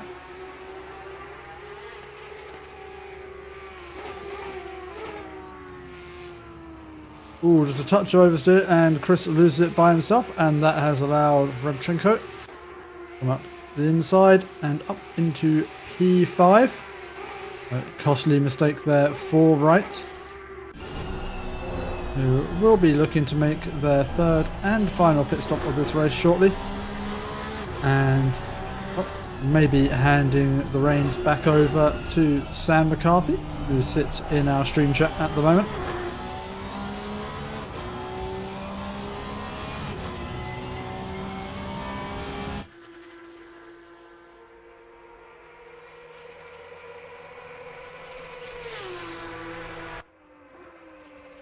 As we've got yellow flags out for P2.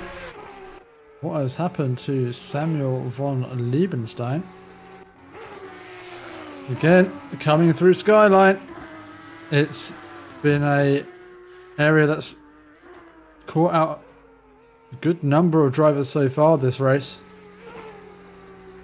And somewhat blind part of the circuit makes it very hard to see whether you can get going again or not, as a few of our drivers are now making what will hopefully be their final pit stop of the night. Chris Wright, Sosinski and Mikulak all in pits now. Still waiting on pit stops from Tattersall, Parry, von Liebenstein, Athenstadt and Rossellini. Everyone at least else at least 3, although some others are still at the end of their stint timer. So add to that list Robchenko right in the pits now. Huxtable will need to pit again, as will Gatcha and Svoboda. Also Mulder as well will likely do a drive-through at the end of this race just to clear their stint timer, as they're already 20 minutes into this stint with 50 minutes maximum stint available.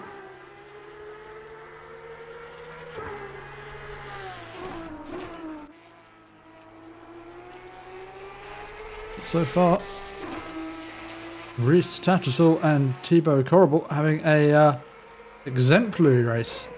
1 minute and 8 seconds ahead of their nearest competitor, and we'll be expecting that pit for the fastest lap from Tattersall if he is a man of his word.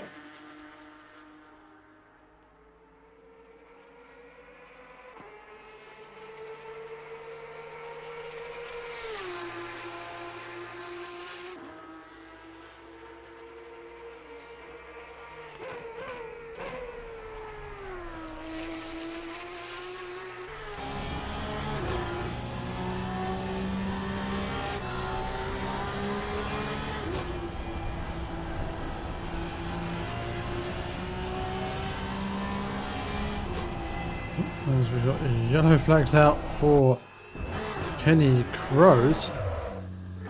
And what has happened to them? Coming out of the final corner, not a place we often see incidents here. Oh, just a little bit too much curb. Hooks the rear of the car and around it goes. Oof. And contact with the rear left of the car with the wall. Not sure if that's going to cause any significant damage. I'm sure he'll find out as he applies the brakes into turn 2 and tries to get the car turned in.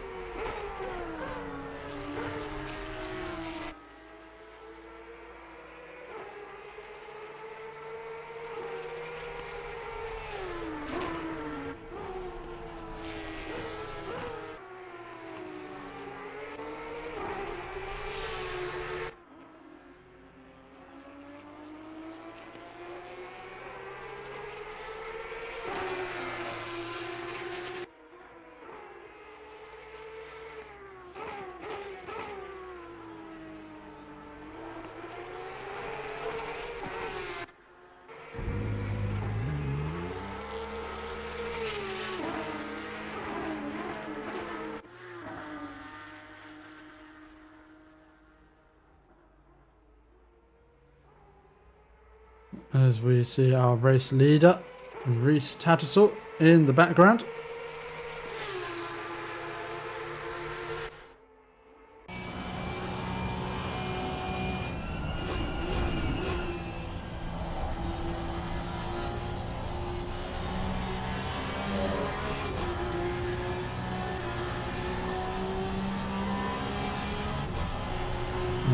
Kevin Mulder.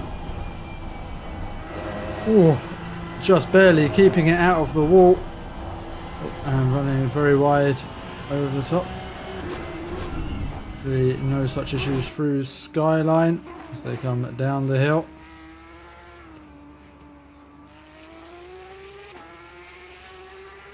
But this driver will be heading, actually no, still with 27 minutes left on their timer. They'll be out for a while yet, and will likely be taking the be the driver to take this car to the end anyway.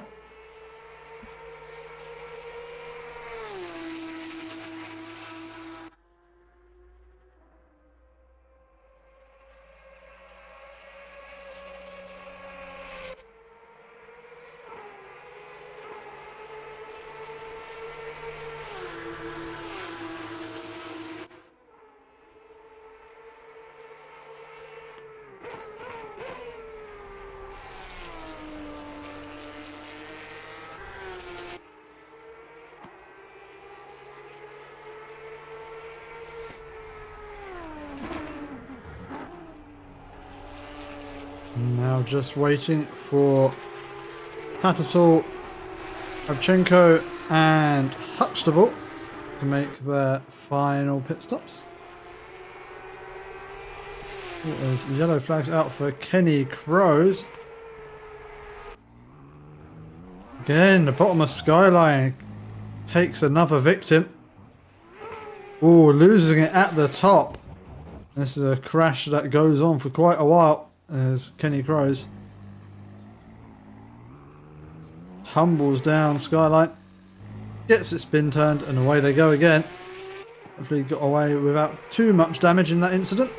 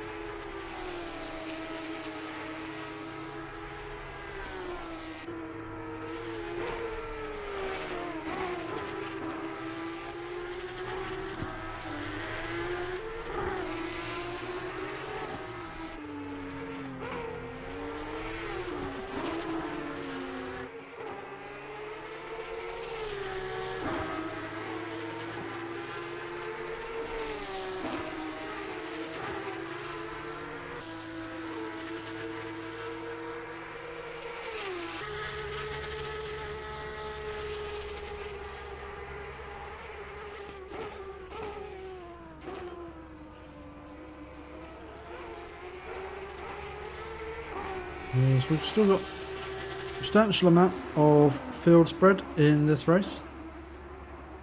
Drivers just having to keep their concentration, maintain their pace. So easy to lose it into a wall around here, as we've seen on numerous occasions. And well, that camera angle really demonstrating how much of a gradient change there is on the run down towards the chase. Doesn't necessarily feel like it when you're in the car, but huge peaks and valleys as they come down towards what is one of the fastest corners on the circuit.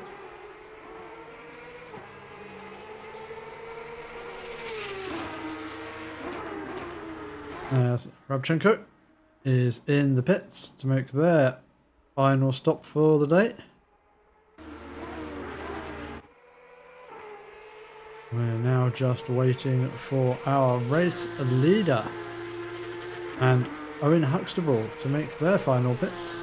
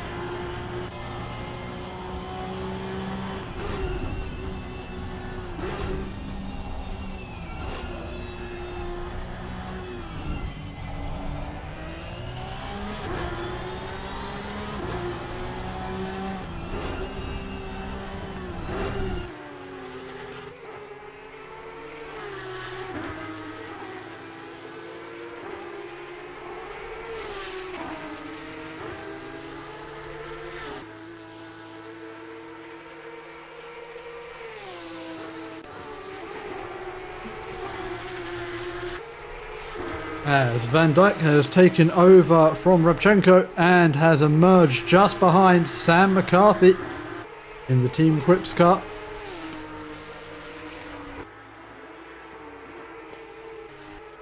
We have a battle on our hands.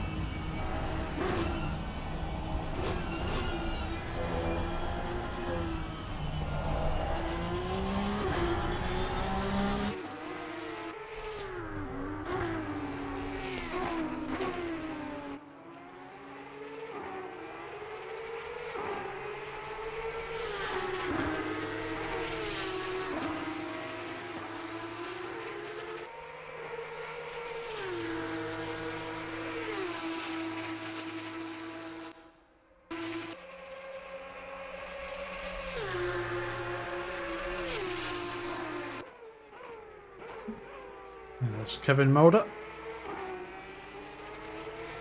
Closing up to Owen Huxtable, who has just emerged from the pit lane into P10.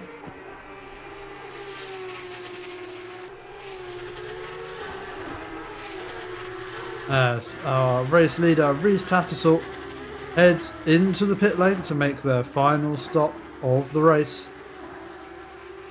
So keep an eye on the time they spend in the pits.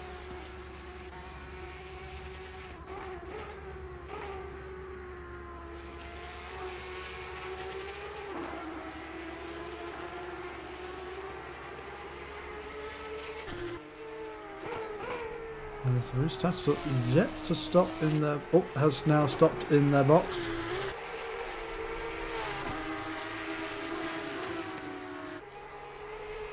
So this will be a full-length pit stop from Reese Tattersall.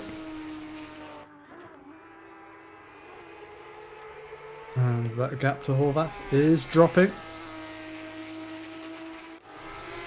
As our P2 driver is now descending the mountain. As we've got yellow flags out for Kevin Mulder in the top part or the uphill part of the mountain, so I suspect this is just a slam against the wall and able to carry on. Yep. Oof. Hip check the mountain. Might be worth even with the point that they're in the race, returning that one to the pits, getting back out there with a freshly repaired car. They do still need to make one more pit stop in this race. Our race leader, Reese Tattersall, has emerged in P1. We made the final pit stop. 34 seconds stopped in the pit, so brand new tyres on their wagon. And still some 30-second clears of Orvath behind. And it is now Thibaut Corrible at the wheel to try and extend their advantage.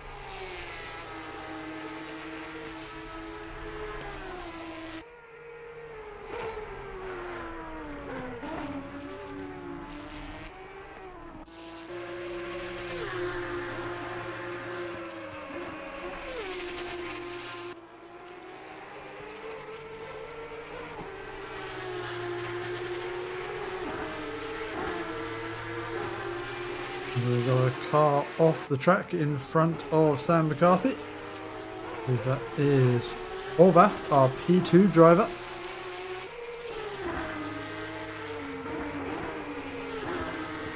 Looking like the strategy hasn't necessarily worked out for them,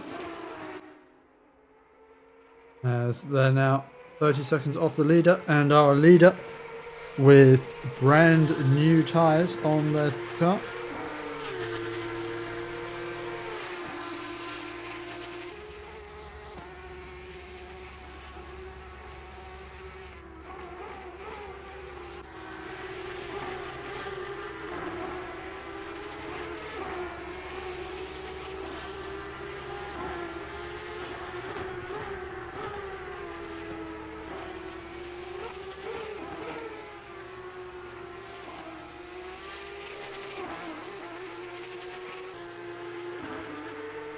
And looking at the lap times at the moment, last time round was a 2-minute 5.5 for Parry, a 2-minute 7.5 for Horvath. With 25 minutes still remaining of this race. The chance here for Parry, if Horvath's tyres are going away from them.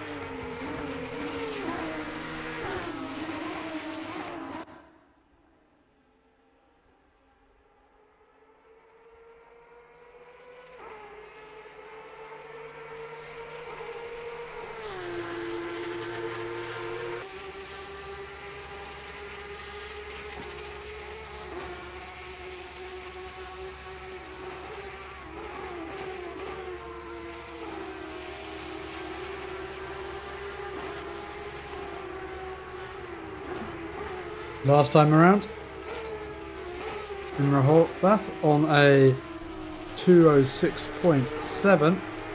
Matthew Parry on a 205.3, 1.4 seconds in it. It's not quite looking like it's going to be enough for Parry, but still a chance that Horvath's tyres could completely go away from them before the end of this race.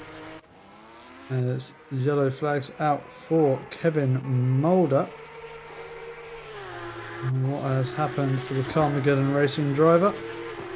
They come out of the final corner. Looking, well, enough's going to have to be into turn one. Is it a wheel onto the grass? No, it looks okay there. Ooh. Oh, just lost it on turning there. That's an unusual one. And they get it going again. But not the most fortunate of races for the Carmageddon team of Mulder and Cranmer. And it looks like there might be considerable damage. Yeah, that looks quite considerable. That's generally not the way you hold a steering wheel if you want to go in a straight line.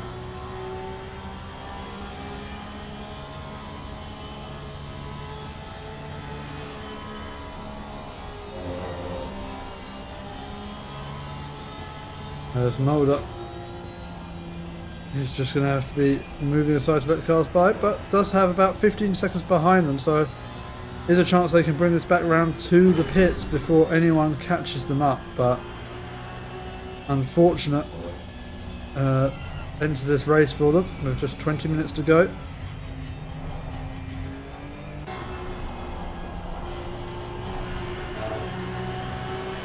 There's our race leader, Thibaut Corrible.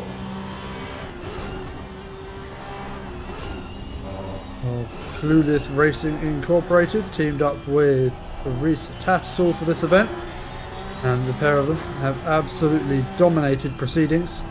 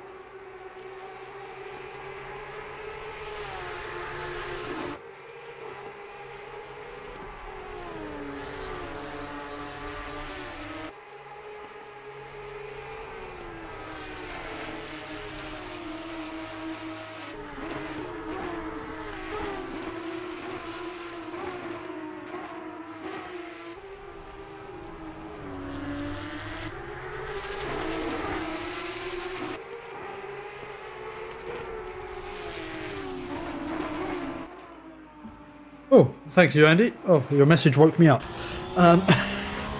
This, as we wind down into the final 15 minutes of this race, where everyone's just sort of settled into their positions. At this sort of track, it's not one you really want to be taking too many risks with trying to race. Once you get into your rhythm, you stick with it. And I think that's what everyone's been doing here, and good effect Congratulations to all of these 15 drivers for making it this far into a 3-hour race around one of the most treacherous circuits on the ACC roster.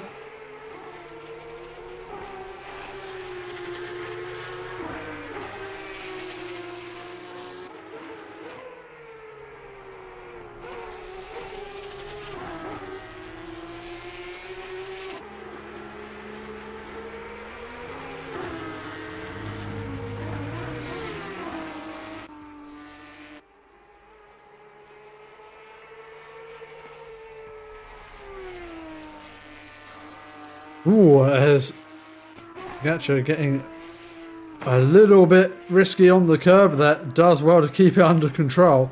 Oh well, as controlled as we've seen from this driver, as driving it as if it's stolen.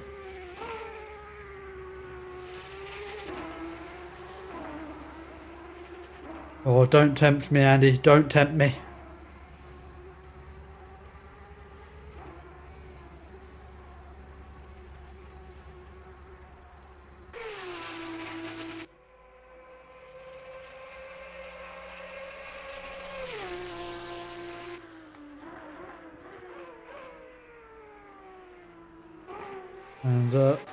And for those of you who may not be aware, in watching the broadcast, this is being hosted by Pitskill.io. It's a sim racing platform dedicated to Assetto Corsa Competizione. We've got daily races, combination of daily races actually, some which are long affairs of 45 minutes with a mandatory pit stop, some shorter, more rookie-oriented races, which is a single qualifying session followed by 2 15-minute races, which, well, as relaxed as the format sounds, are probably the most intense races I've ever driven in my life. Yeah, all of that can be found at pitskill.io. Feel free to use my referral link down in the description of this video. I'd love to have you on track. And the regular Porsche Cup series, which I also commentate on this channel, will be broadcast here tomorrow evening at 7:30 UK time, at 6:30 UTC, and sign-ups are still open on the site, so head on over there, get yourself signed up.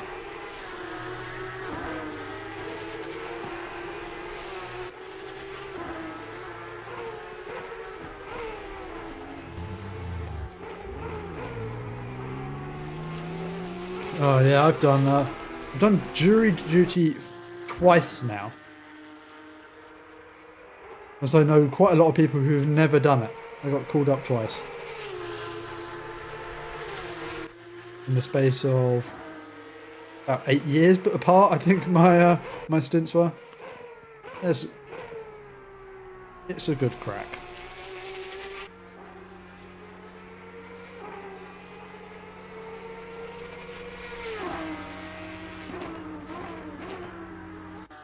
As we take a look at the stint timers, the majority of drivers should be good to the end here.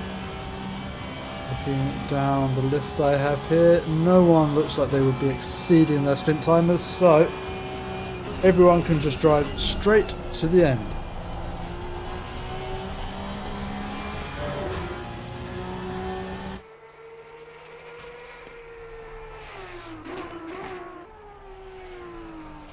Ah, you are around, Dave. But you were joining for some co-commentary.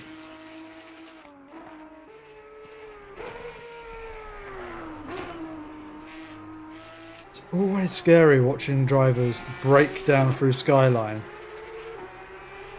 No matter how safe they're being, these cars always look like they're out of control through there, as they bump around and the rear skitters about.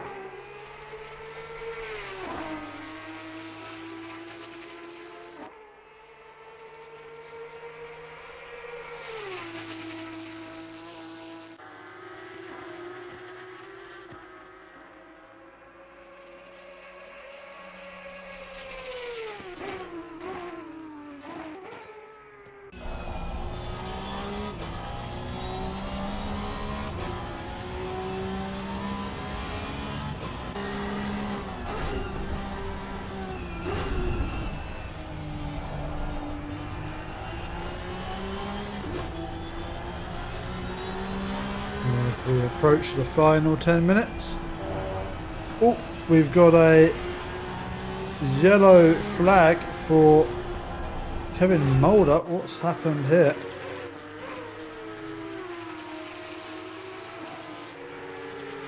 Ooh. Oh, the rear goes into the wall. Ouch.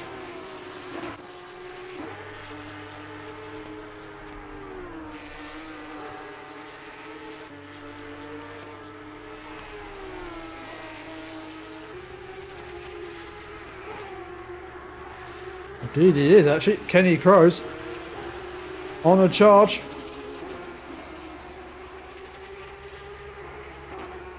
Just 3 seconds back from Mishuk now.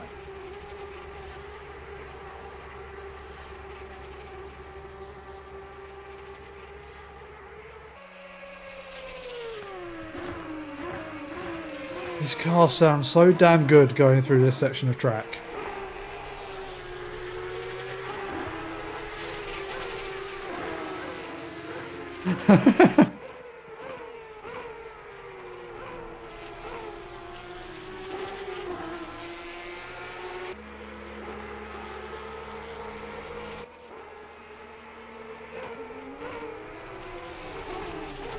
It's very much like that Only Fools and Horses gag.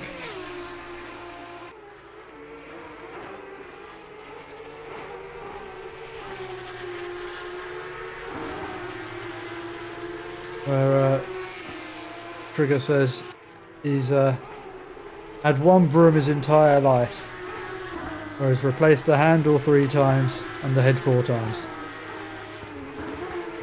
As Kenny Crows now just 0.6 seconds away, and this in the dying minutes of this 3-hour race. Let us not forget the battle for position.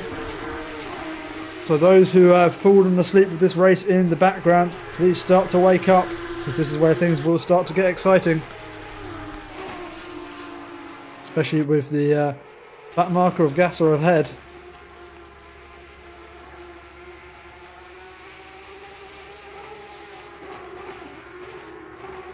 They break for Skyline and Mishuk completely misses the corner.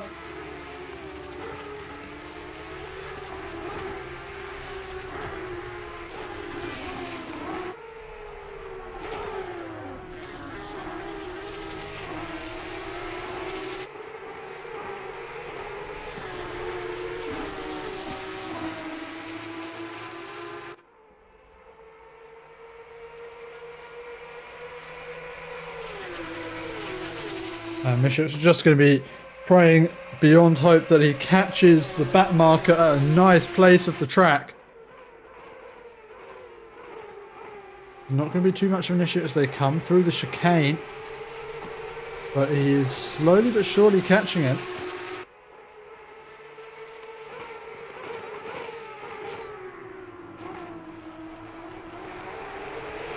Oh, it's hard to say, Andy, but it didn't look like it lasted that long if it did. Because Crows is up past Mishuk in something that looked a bit of an inevitability considering the pace difference between those two drivers. And Kenny Crows up into P8 and will be the first now to have to get past the back marker. So still some risk here as the back marker, does not want to get out of the way. And Kenny Crows gets through safely regardless, but certainly the back marker could have made that one easier. As Kenny Crows, 2 big snaps of oversteer and is now facing the wrong direction. Can he get it going again? Oh, that is frustrating. And there's just nowhere to turn it around on this section of the track. And it's just got to wait. And from what was looking like such a good run, Kenny Crows.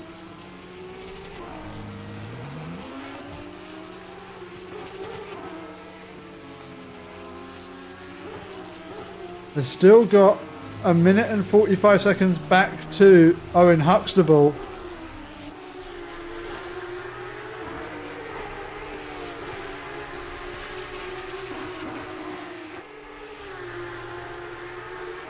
No worry, Andy. I would have allowed that through the filter anyway, but feel free to reword it. But Crow's now 30 seconds off of Mishuk. One small mistake was all it took.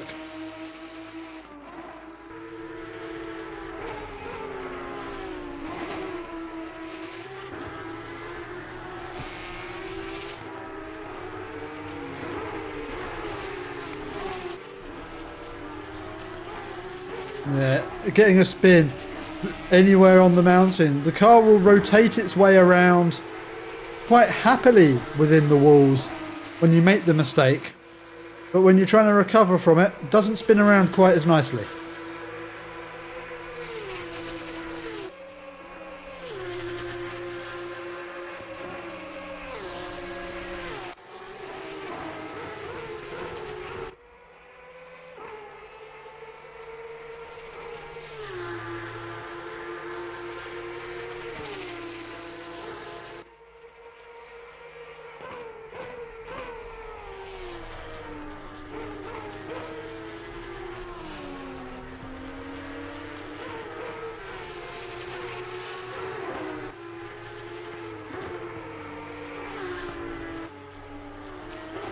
Our closest battle that we have on track at the moment is Sam McCarthy catching Christian Fager. Gap is around 4 seconds at the moment and not closing considerably, although McCarthy was around 3 seconds a lap faster on the last time around, so every chance that this could get closer. Has just seen a yellow flag out for Demore. What has happened here? Oh, into one wall, into another wall, and oh wow, almost a carbon copy of what we saw Mulder do just 5 minutes ago.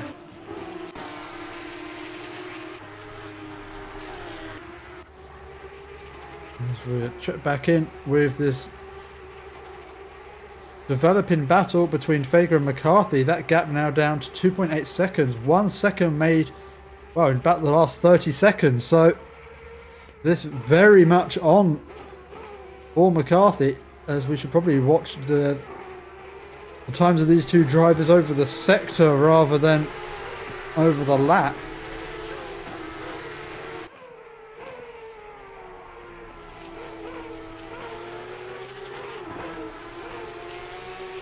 As we come round to complete the lap.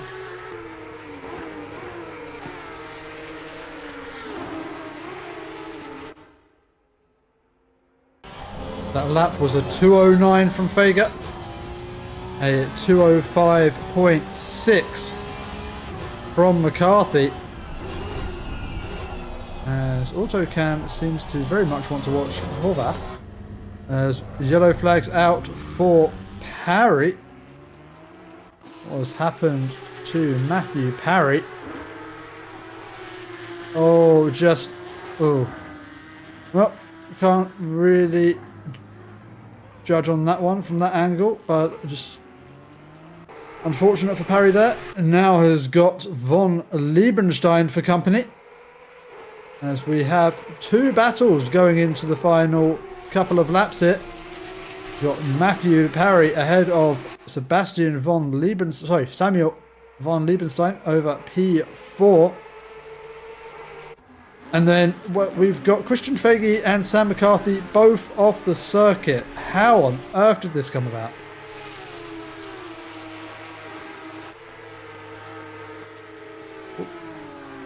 Oh, and Fagy goes off track and McCarthy just opts to follow him, but not quite as much. And that's the end of that battle, I guess. Is Fager with considerable damage to the front of that car, and with Van Dijk only 18 seconds back, should be safe, but doesn't want to have to let too many cars go. So it's Sam McCarthy and Chris Wright up into P5 in this race. And the final battle we have to watch now is between Samuel von Liebenstein and Matthew Parry.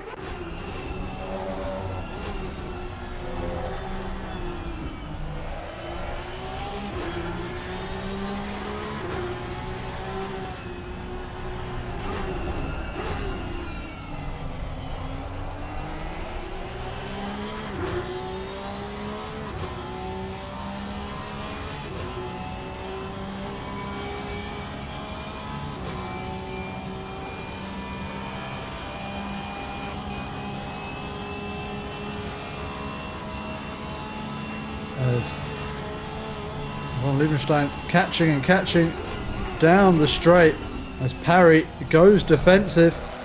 Ooh, von Liebenstein getting a little bit slippery. As Christian Vegas had to pit, that means Van Dijk now up into P6. They get down into P7.